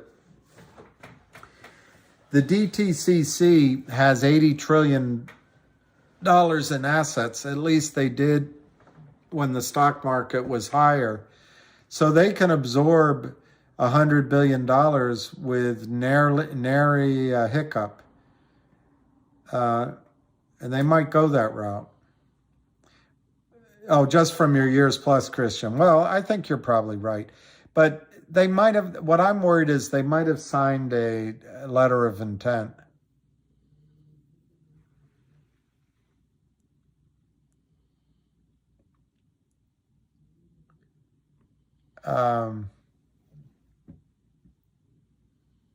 Well, YouTubey channel. My contention is that the only way to get rid of all this is to hurt them where it, there was a guy on Twitter that called what the Kramers do. He said, I don't like their business model. He called it a business model. It's crime. It's crime. But they think it's a business model. The only way to get rid of this is make their so-called business model not pay.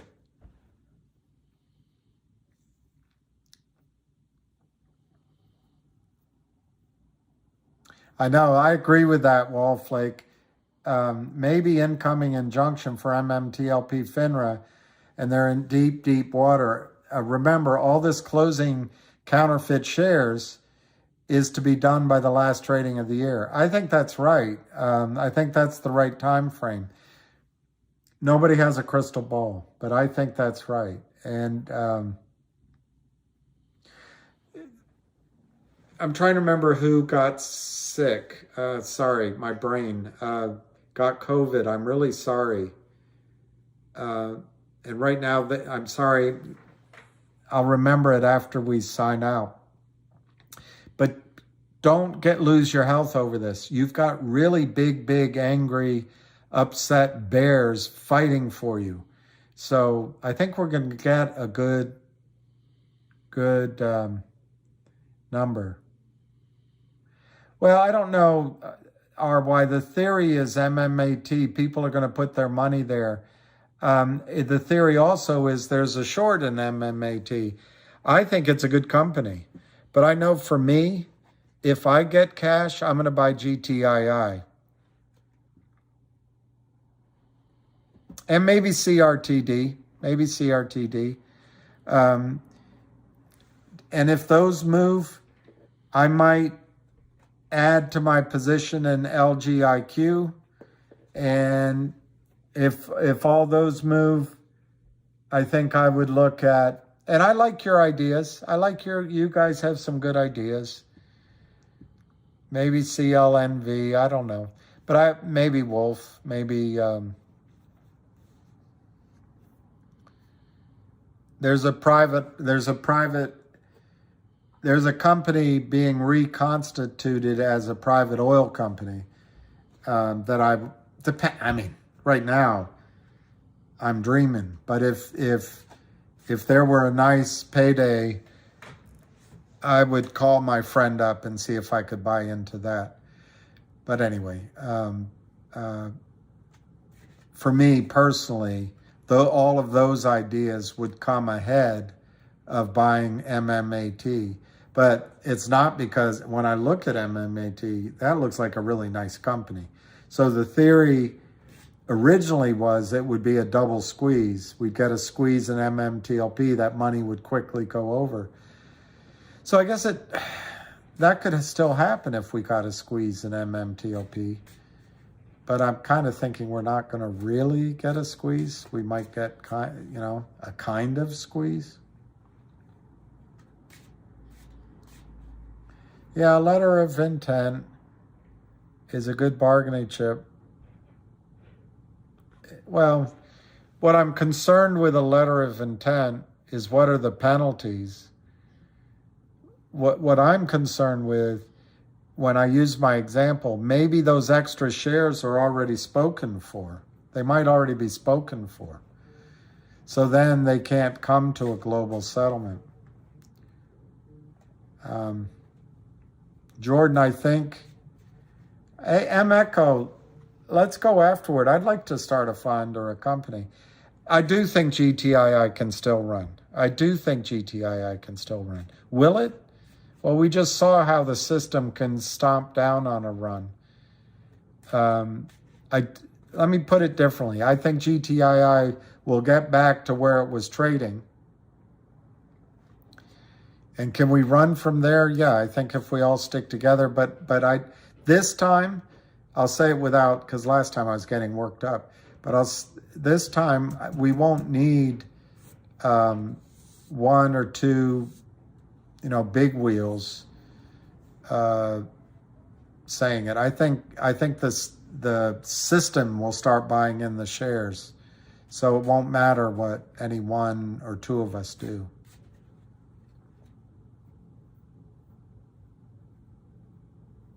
Oh, when they have immunity, Dr. Edward, most groups have zero fear when they have immunity.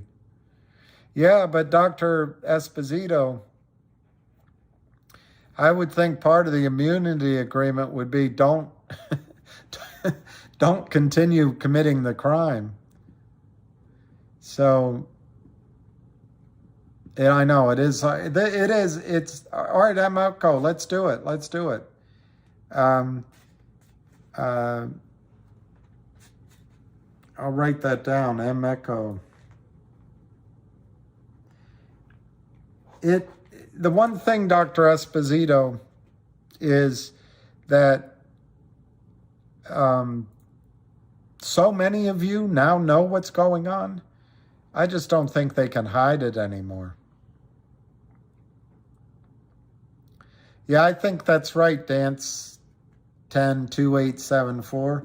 The relative strength index does have nowhere to go up, and I think you're right. What could a retail hedge fund short existing short-selling hedge funds? Yes. A better way to say it is, will they eat their own? And absolutely, they will eat their own. Big is going to explode when Bing Crosby starts singing. I think you're not the only one I've heard that from, Stonk Squeezer. Well, Dan Golubic, when I look at GTII, I think it's going to go, first sort of that $177, $2 if there's buying back. But then I think $350 is where it'll go. And then it'll be interesting what people decide to do. And everybody can make their own decision. But is it just relief? Gosh, I just get out. MMTLP, CRT and finger is bullshit, is BS. Do you still think GTI, CRT, and finger is bullshit? I will tell you this, AMC and GME are the true monsters. I'm in all the plays besides GME, but I'm about to grab a fruit to be in. I don't know if you're asking me, but I do not think GTII, CRTD, and finger are bullshit. In fact, the first two you list there have the potential to be just rocket ships. And I think Finger is such an amazing company. My prediction on MMTLP is pain. My prediction, pain. All right, Robert. Thank you, Robert, very much. Tell your ex she has it all wrong. A virtual cup of coffee. I'll come on as early as I can. I should probably get off 9:41. I'll try to get off by 10, but then I got to go to sleep. I got to walk my dog. But yeah, I'll come on early. That means I'm not going to be able to do a video. That's all right. I won't do a video.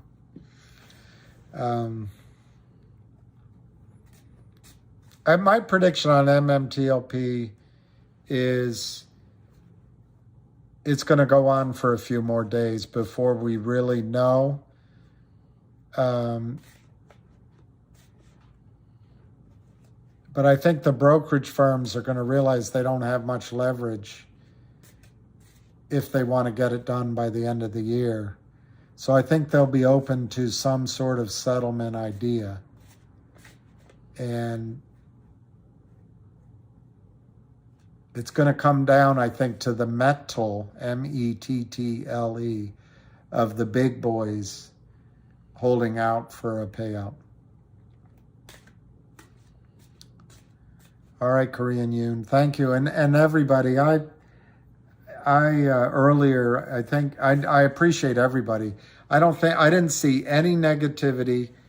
I saw reasonable questions being asked. And I think if anybody got a little bit negative, it was me. The People's Fund, or down in Florida, they call it, there's a name for the insurance. I think it's called Citizens Insurance. If you can't afford insurance, you qualify, or you're denied insurance, you're qualified for the state's insurance for your house. I think it's called the Citizens Insurance. Maybe the Citizens Fund. The Citizens Fund.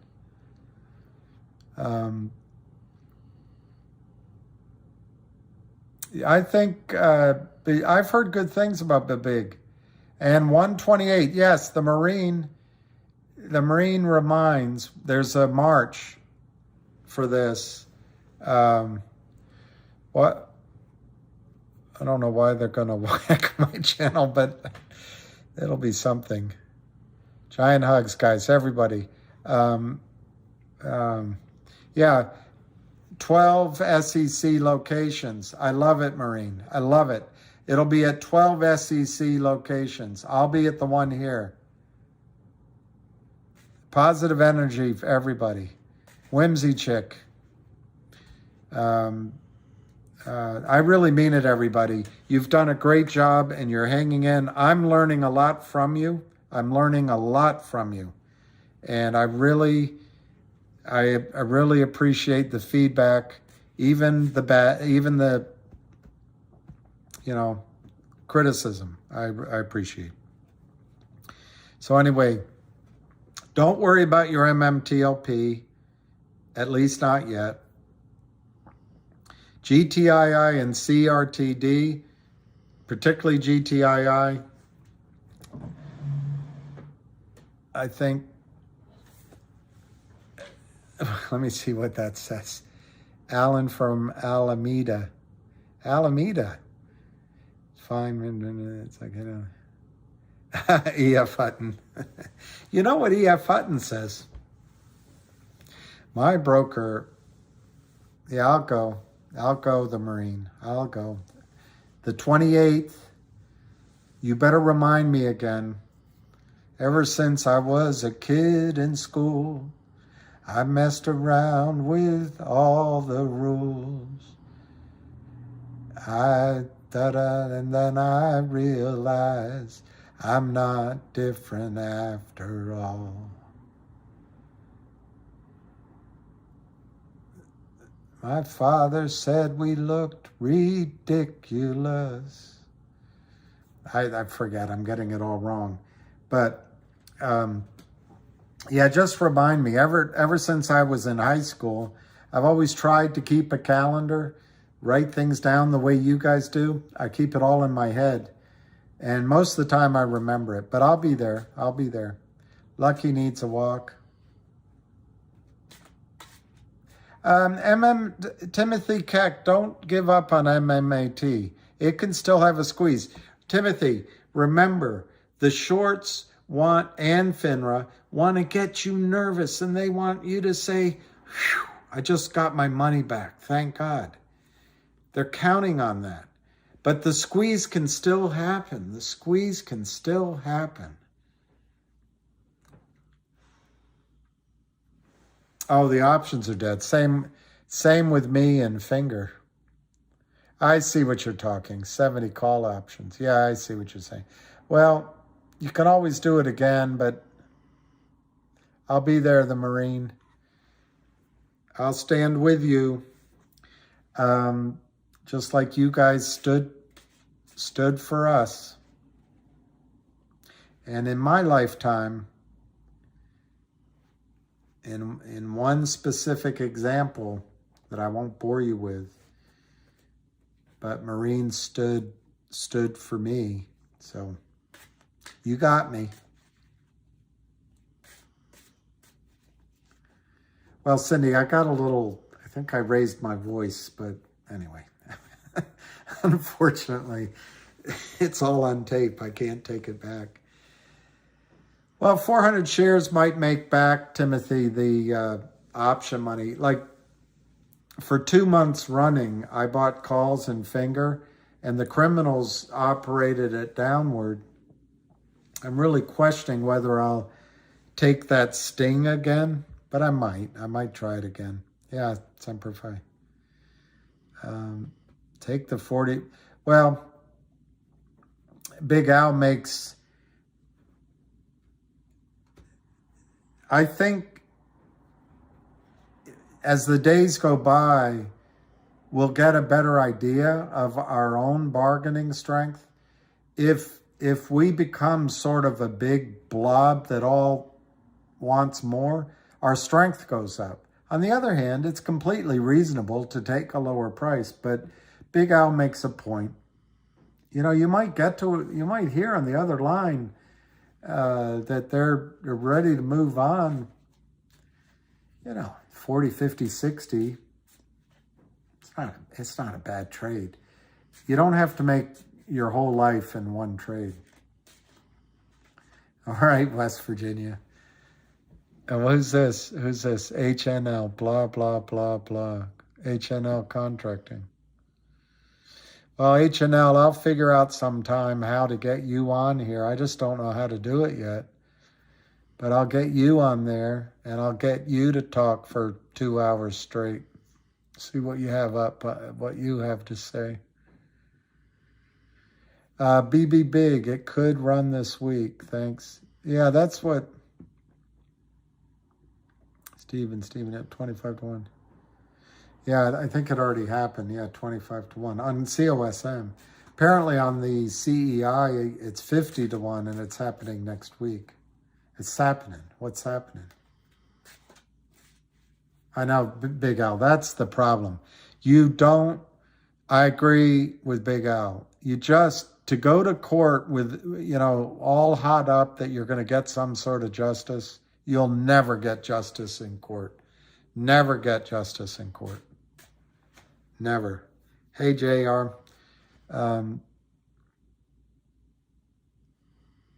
Oh, the float is small. All right. Well, that's a interesting point. But when they reverse split, remember the shorts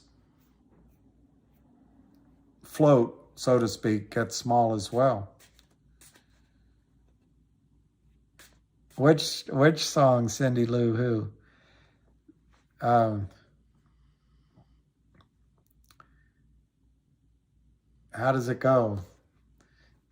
Me and the boys thought we had it sussed. My dad said we looked ridiculous.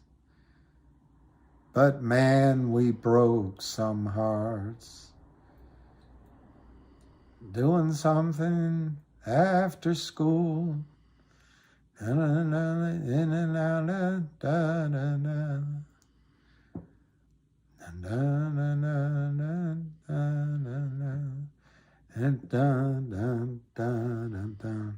I've never seen the QSIP number changed, but frankly, I never looked. Do you know I never once looked? But all they are, it's not a big deal. Well, if that's your question. It's not a big deal to have a different number or placeholder. It's just they're just keeping track of everything in the computer. But if your question is, will it cause a short squeeze? I don't think so. Because let me just ask you this. If your brokerage firm has given you an IOU counterfeit share in one QSIP number, why won't they give it to you in the other QSIP number? I'm not convinced.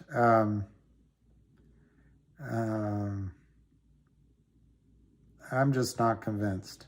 But no, I never really looked. I never really looked at it that closely before on the QSIP numbers. ANTF, ATNF, ATNF, ATNF. That's how it goes.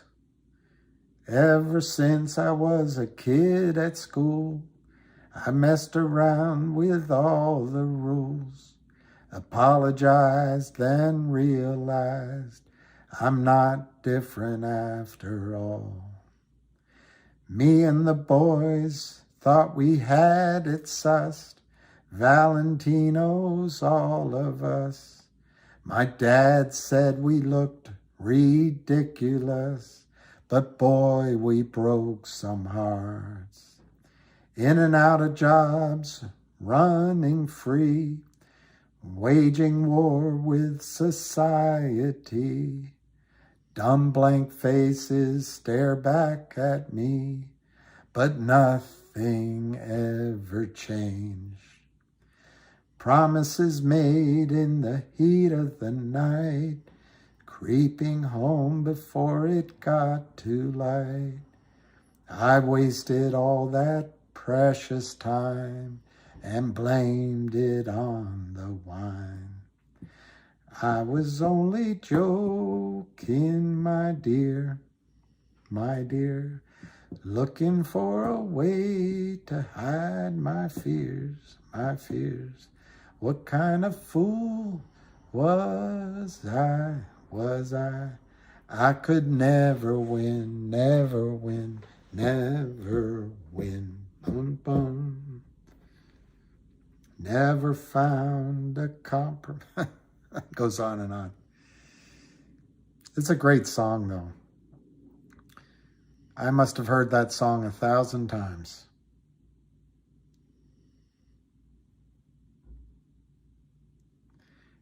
And it was a great album that he had. Here he is at Hyde Park. He's at Hyde Park. Bringing out my old pal Jimmy Cregan. Welcome, Jimmy. Come on. Come on, pubs are still open. Let's get this done.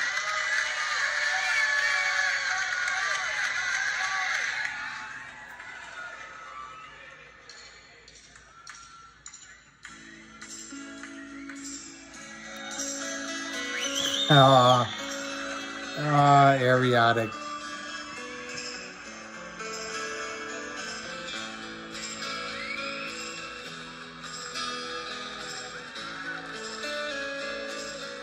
Ever since I was a kid at school, I sound better than he does now. apologized then realized I'm not different after all. Me and the boys thought we had incest. Valentino's all right. We used to. We looked ridiculous. Boy, we broke some hearts. In and out of jobs, running free, You'll get money, Troy. waging war, In that case, you'll get money, Troy. dumb blank faces stare back at me. They can't take your money. You have rights. Made in the heat of the night. You know, got to love. I wasted all that precious time. Blamed it on the wine. Only joking, my dear.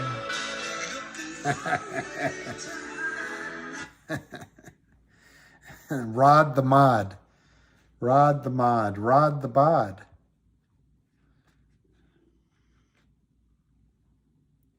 I liked Gordon Lightfoot, but I only liked one song. And now I'm wondering if he sang it. I liked the wreck of the Edmund Fitzgerald. What am I doing? What the fuck are you doing? Looking in. Are we lost now with the GTI? I have so much invested given your strength of purpose.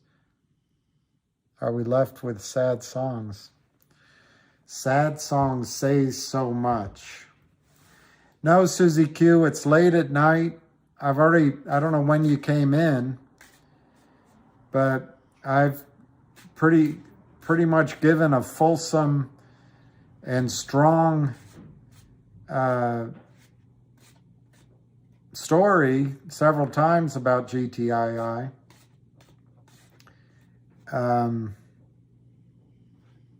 But I can say it again for you, Susie Q. I think GTII is a screaming buy. I cannot give advice, and this isn't financial advice. I think it's a screaming buy right now. I think it's unfortunate what happened over the last 3 weeks with the concentrated bear raid that I think was targeted at GTI and other stocks we're in, mainly because I think the shorts saw weakness. But they may have accomplished it regardless. The absolute destruction in the stock price, I think, was coordinated by more than just the Kramer brothers. And so we came down when everyone decided that, hey, GTII is taking too long.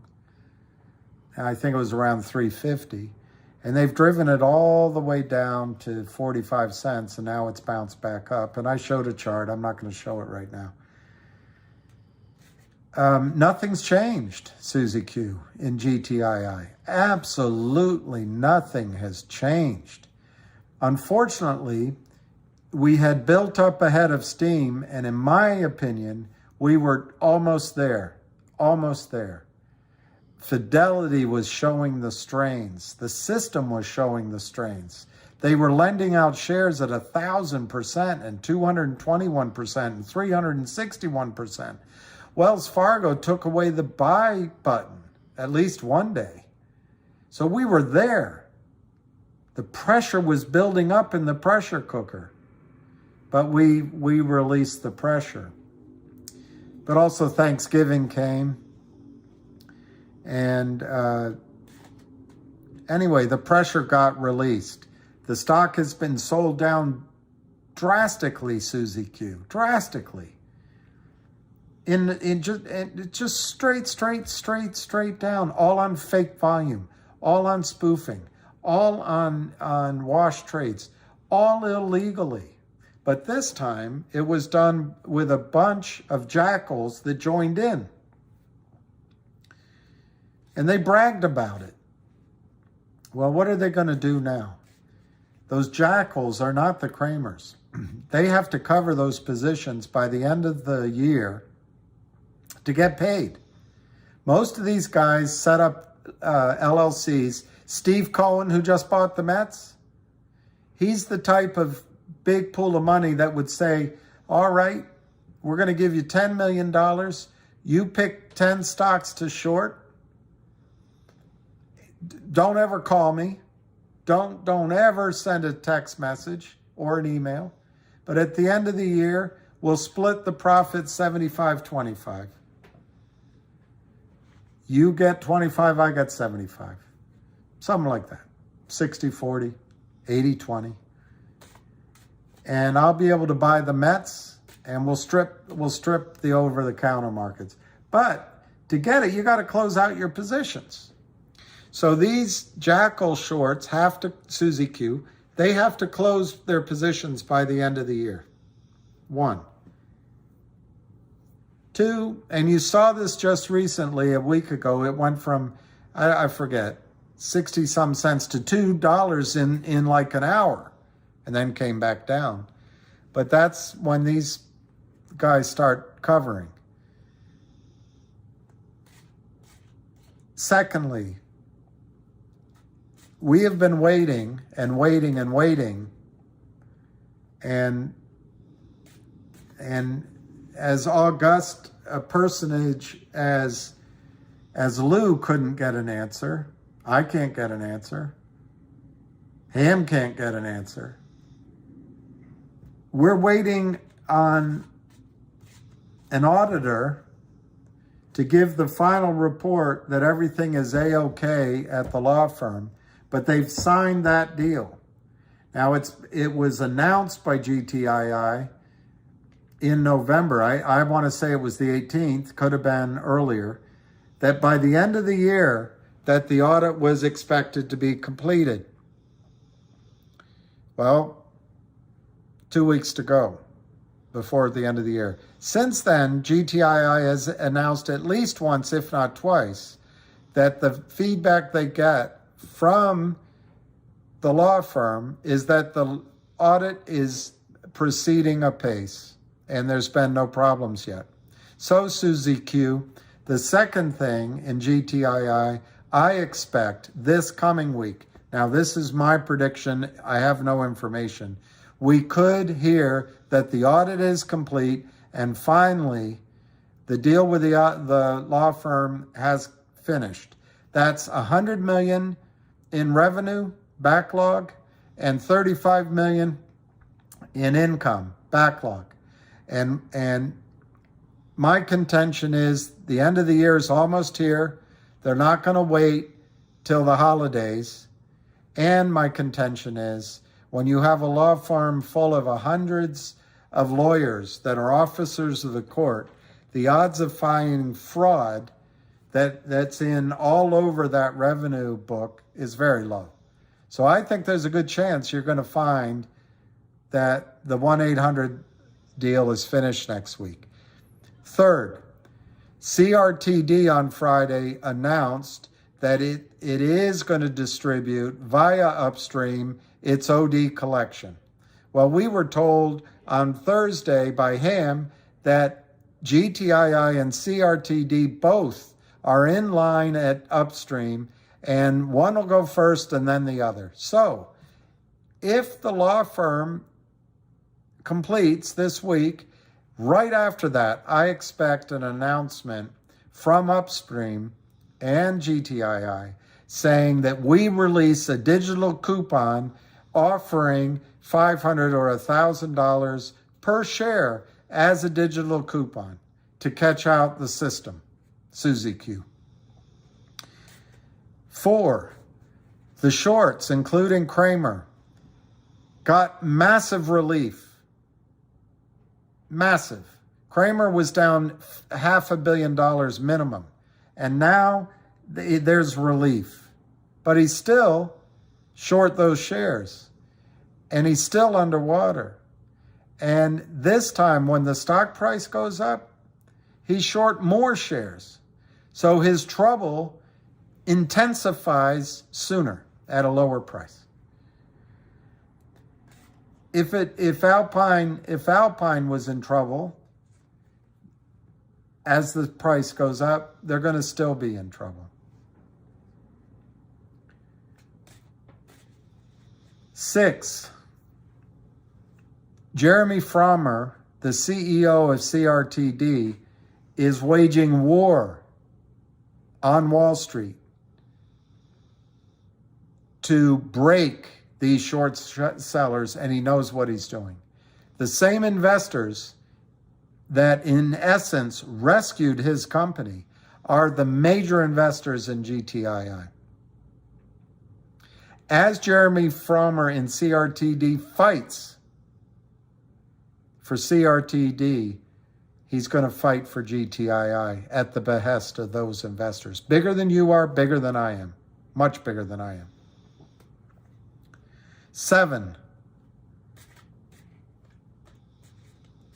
the company has $3 million in its coffers, so it can withstand the next months, if not year or two, if it takes to fight. They're not going to take a bad deal. 8, they hired Wes Christian. And Susie Q, if you're new to the call, Wes Christian just spoke to us. Massively impressive. Wes Christian, they hired Sharontel. 9. 8 and 9, they're going after the short sellers. They're going after the time and sales. They're going after the money. And they're gonna subpoena, and they're gonna put the screws on the short sellers. And right now, 9, they're going to have it, or 10, they're going to issue, they've already announced they're going to issue a dividend to you. And they'll do it, they're going to issue a warrant to you. They'll do it as a dividend, just like they did with the 275.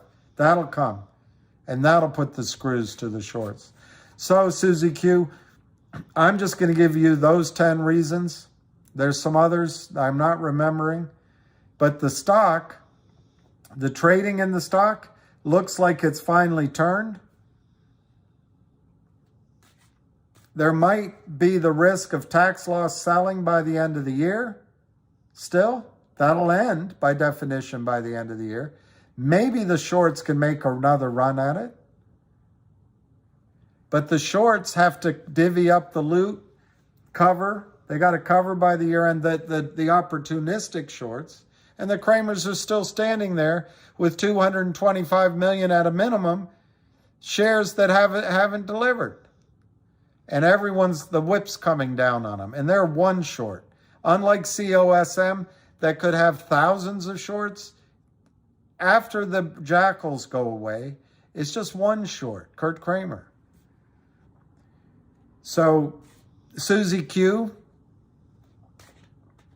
I know you have a lot of money in it, so do I. A lot at stake. I didn't mean to be disrespectful to that.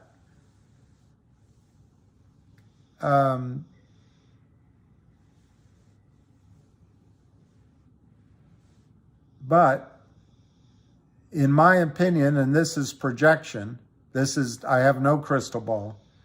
I think it's possible that a short squeeze starts in GTII by the end of the year. Why? For the reasons I just gave. If I'm wrong on a short squeeze, I think a snap-back rally in the stock, because of the oversold nature of the charts, because of shorts coming back in, and because of fundamental news that could come in that shocks the system. For example, the Trento mines, lithium mines, worth $30 billion. Lithium. the sweetheart deal of all the climate change activists, lithium. That could happen. Don't know, could happen.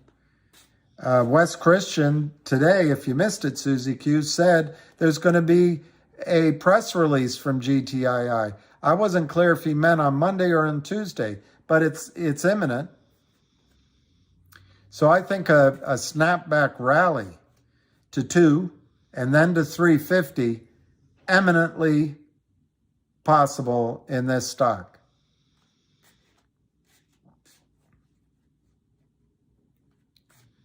And that's about it. I would say that I expect GTII to rally back from here, giving a return of maybe 5, 7, even 10 times in a rally.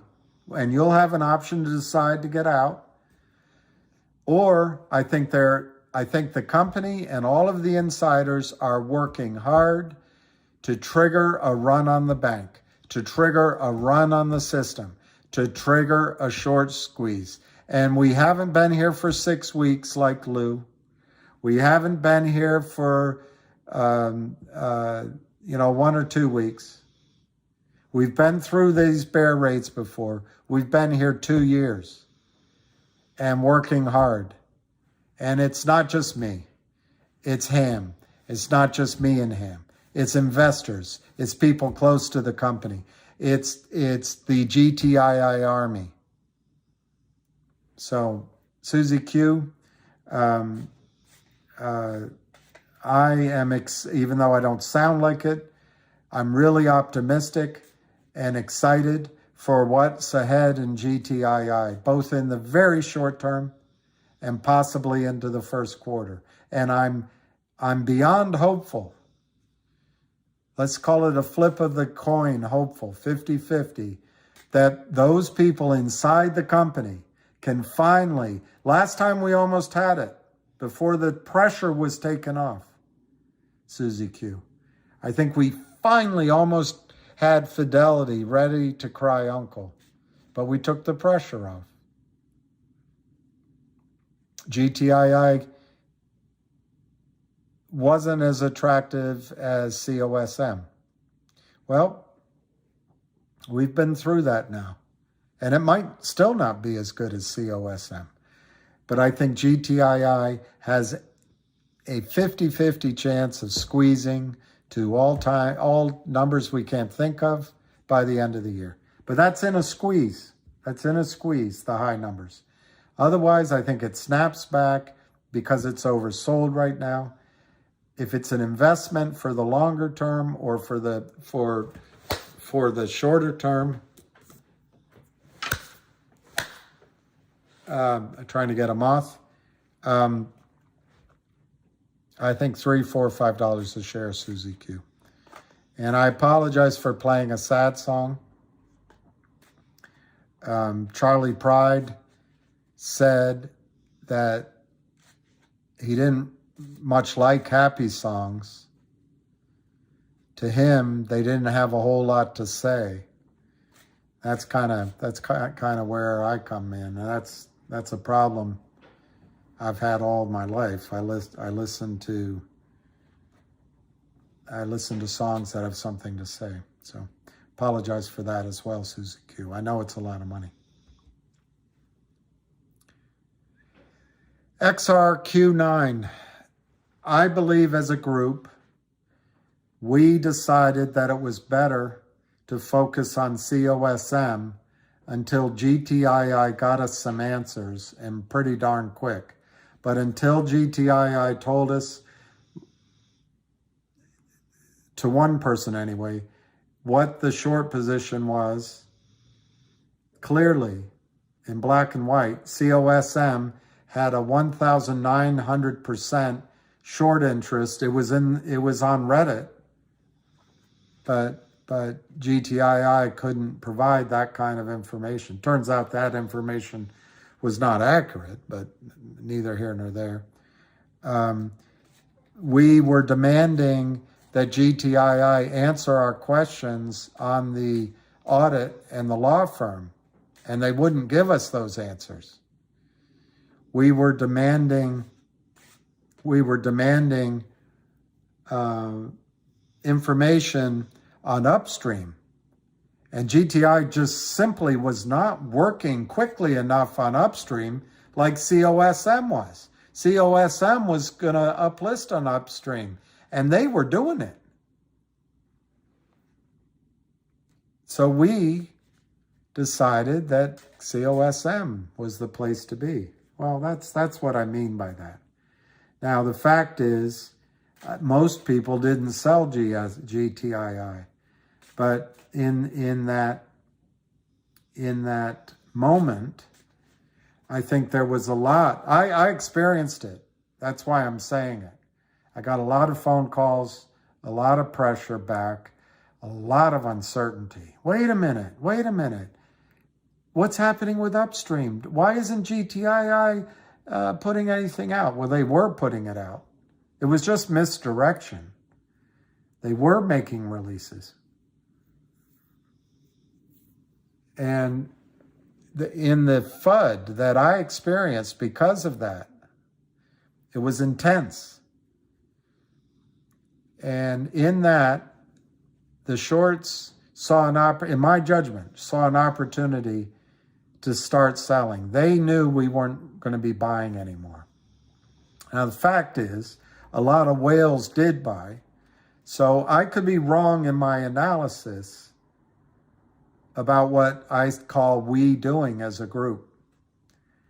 I could be wrong. It could just be that it was Thanksgiving and the markets were going to be weak. It could be that there was tax loss selling that started early, like sometimes it does. It could be that it was a purely sensible thing to get out of GTII because it had a nice run and maybe people had done that. So I could be wrong.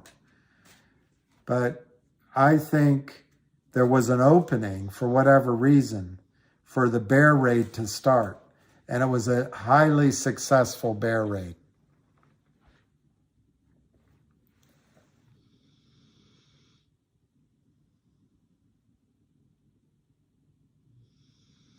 I think anybody can sell whenever they want. Yeah, a lot of you didn't. I know that. And I've said so many times, I don't begrudge anybody selling and buying something else. What I get really upset with is there was a lot of uncertainty and fear and anger in that situation. And it got telegraphed on the Twitterati and the stock twits. And to me, it gave a clear signal that these professionals, they're evil. They've done this for years. It gave a signal to them, let's start selling. And then the rest started selling. And then I got it on these messages from them. So I'm not making it up that the intensity of selling started then. Now, was it a coincidence or was that the cause? That's a debate. And I'm not willing. Look, we are where we are now. And I was trying to answer to Susie Q that I'm optimistic right now. I know I don't sound it because I'm dead tired and this has gone on. But I believe we've got 2 weeks left till the end of the year. There's at least 2 of those days are holidays. A day and a half, at least. So we've got probably 12 or 13 maybe 12 trading days left for the audit to be finished, for $100 million in revenue to join GTII, for the little shorts to start covering, for whatever Wes Christian's reference PR piece is to come out this week, for an announcement of an upstream digital coin of some sort, for data to be discovered on the short selling so that West Christian can start applying pressure? For perhaps some major corporate event to be organized and announced? For a dividend issued as a warrant, or warrant issued as a dividend to be announced, because they announced that before?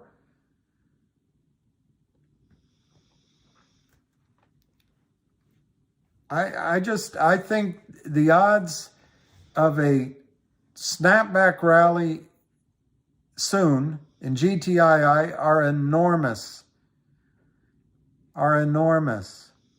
And just because I'm down and play a sad song, I want to get that across. The Kramer discount is putting GTI out here as a steal. It's cheap. Could it go lower? Yes, the risk is that there's tax loss selling by the end of the year. The risk is the shorts redouble their efforts, but it's an idiot trade for the shorts. Idiot. Right now. They'd much rather short COSM from $15 than this from 45 cents or 50 cents. So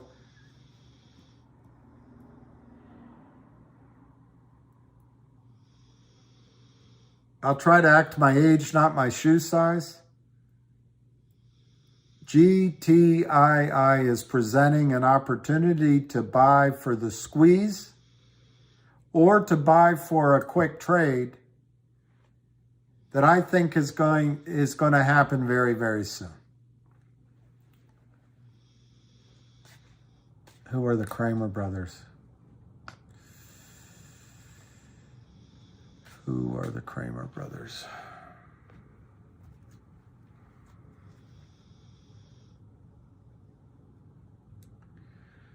Who are the Kramer brothers?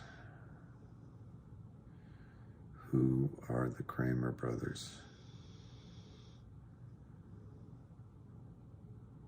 I'm going to accept that that's probably a real question. I'm going to accept that that's a real question. I'm going to accept that that's a real question.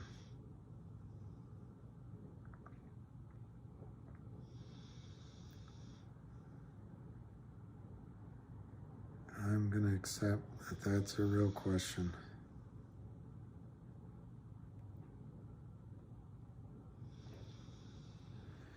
This is Seth Kramer and Charlie Mayo. Seth is not the they're both ringleaders. There is Kurt Kramer in the middle in the green. Kurt Kramer with his son and two chicks. And underneath it says, "We're the Kramers. No one FUXs with our squad."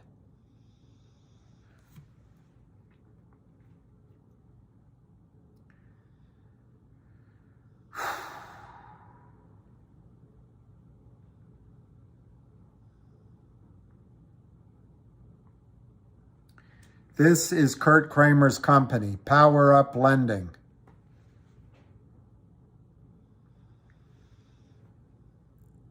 Your money fast and easy. Small business focused. A simple application. Power Up offers small business loans.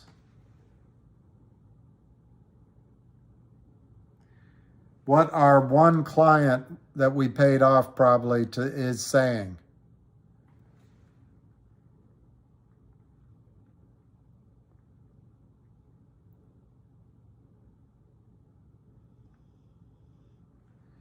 There's Charlie Mayo manning the phones, providing funds to public and private companies for nearly a decade. Power Up, Kurt Kramer's company. they set up many, many LLCs. Many, many LLCs. One of the LLCs they set up was Geneva Roth Remark Holdings. They lent to GTII in November of 2000 $68,000, on which they took off $2,000 or $3,000 for expenses, and they lowered it as a discount to par down to around, to my memory, $58,000 or $60,000. Kurt Kramer and Seth Kramer and Charlie Mayo started shorting the shares of GTII prior to that signature, in my opinion, during the note and afterward, based on a convertible formula inside the loan that allowed them to issue shares to themselves. Basically, the shares are set already out of authorized shares at the transfer agent or the prime broker, which we've since found out to be Alpine. So the Kramers can just crush the stock price illegally. Kurt Kramer, Great Neck, New York. Just put in CURTKARAMER-SEC. Google it. So they started selling GTII shares.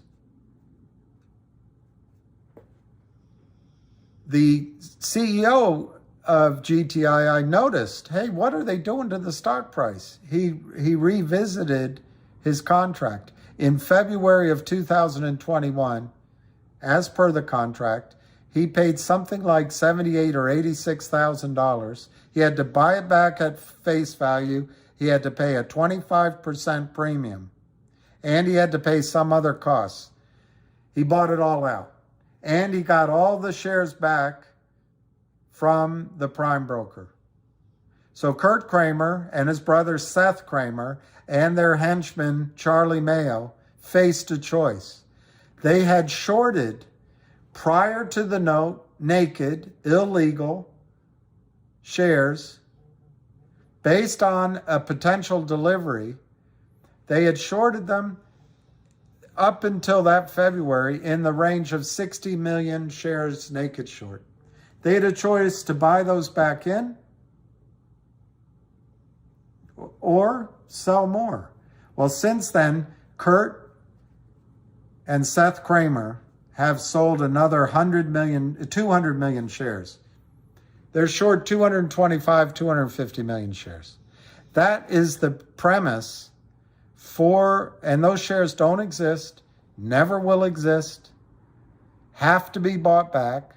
That is the premise for a short squeeze, a premise for a run on the bank. That's who Kurt Kramer is. Thank you for the question. I haven't had an opportunity to go over that.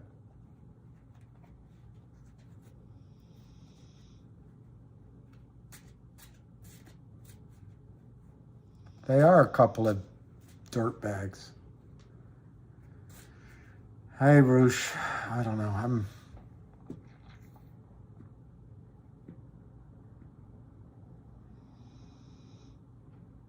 Oh, yo.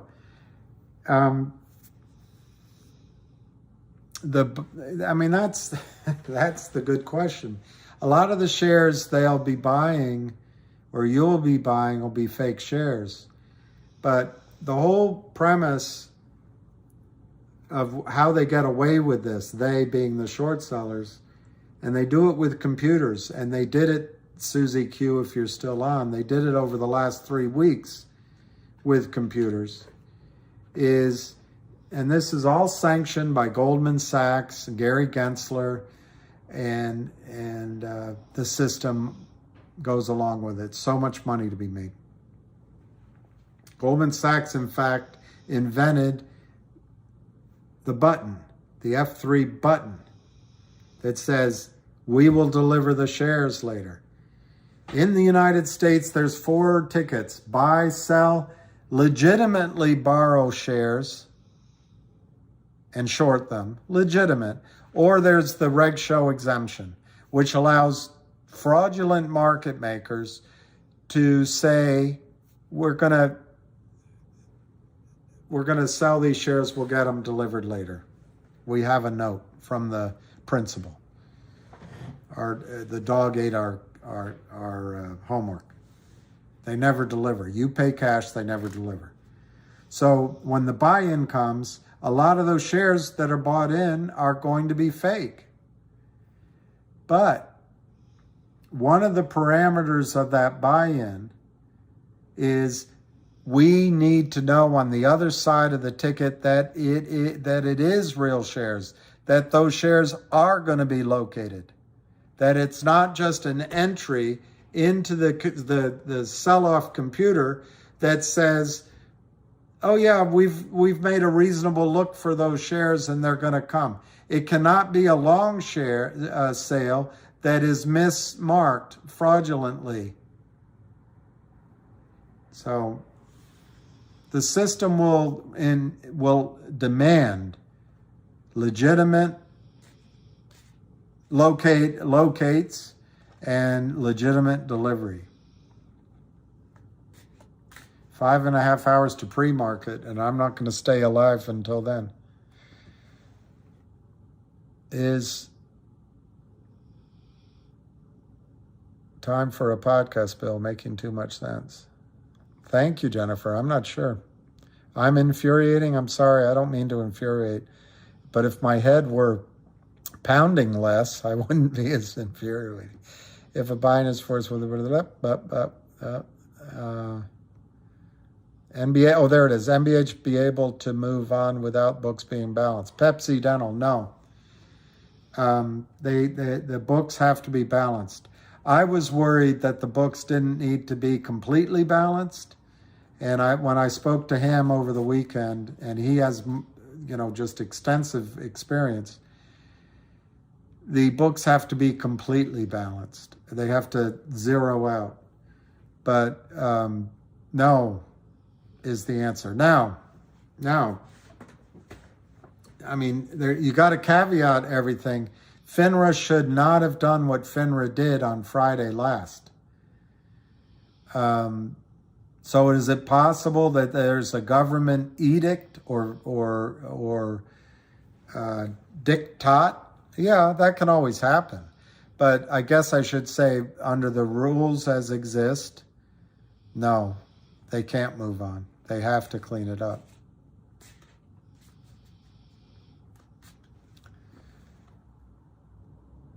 Oh, Kramer's. Yeah, it is infuriating. I have shares in COSM I can't sell. That doesn't sound legal at all, Josh. But they're counting on you being able to sell. They're hoping you'll be able to sell them. They're hoping you'll be able to sell them tomorrow, and you'll get a price and you'll never do anything with it. Hey, David Lee. I guess what you missed was Wes Christian and Ham. I know, I've been talking for a while and playing sad songs. Who sang that song? Sad songs. Was that Elton John? They mean so much. Was it Elton John that sang that? No, sad songs. I can't remember.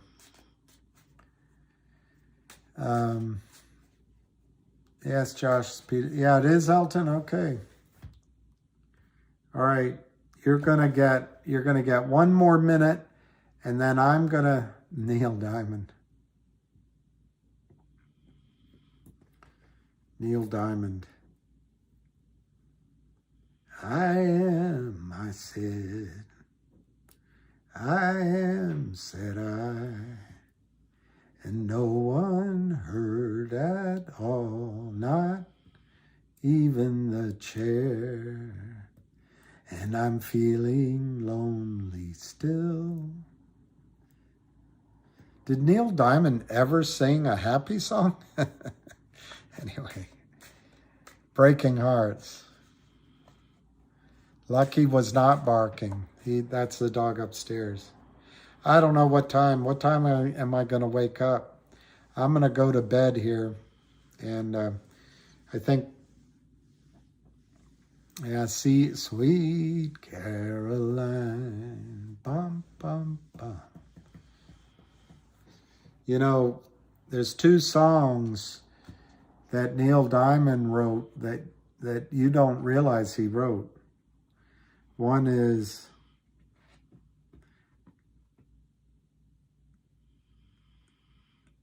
I thought love was more or less a given thing. It seemed the more I gave, the less I got. Love was out to get me. At least that's the way it seemed. Disappointed, haunted all my dreams. And then I saw her face. Now I'm a believer. I can leave her if I tried. That was written by Neil Diamond, not the Monkees. The other one no, it's not the Monkees. The other one he wrote that you don't know, he wrote, red, red wine, go to my head, make me believe that I still need her so. I'd had sworn that with time thoughts of you would leave my head. I was wrong, and I find just one thing makes me forget. Red, red wine. That's Neil Diamond. That's not who you think it is. Well, maybe they sang it, but they didn't write it. I've got to go see Yellowstone. He was prolific. He's lost his voice now, apparently. Parkinson's. I like Fine Young. Did they make it a hit? I thought it was U2 or UB40. UB40, I thought, did it. They did the reggae version. They did a great version of it. Oh, he sold them all? I don't have a pound of grass to smoke. I don't smoke that. One of his songs he wrote early on I liked was, Girl, you'll be a woman soon. That was in Pulp Fiction. Anyway, all right, UB40. UB40, I'd be tired. I'm going to go to bed. So anyway, thanks, everybody. We'll catch you on the flip side. I'm going to try to stay away from politics. I always get in trouble on that. Yeah, UB40. I want to watch Yellowstone. I'm only in season 5 right now. But I'm getting there. All right. Cheers. All right. Good night.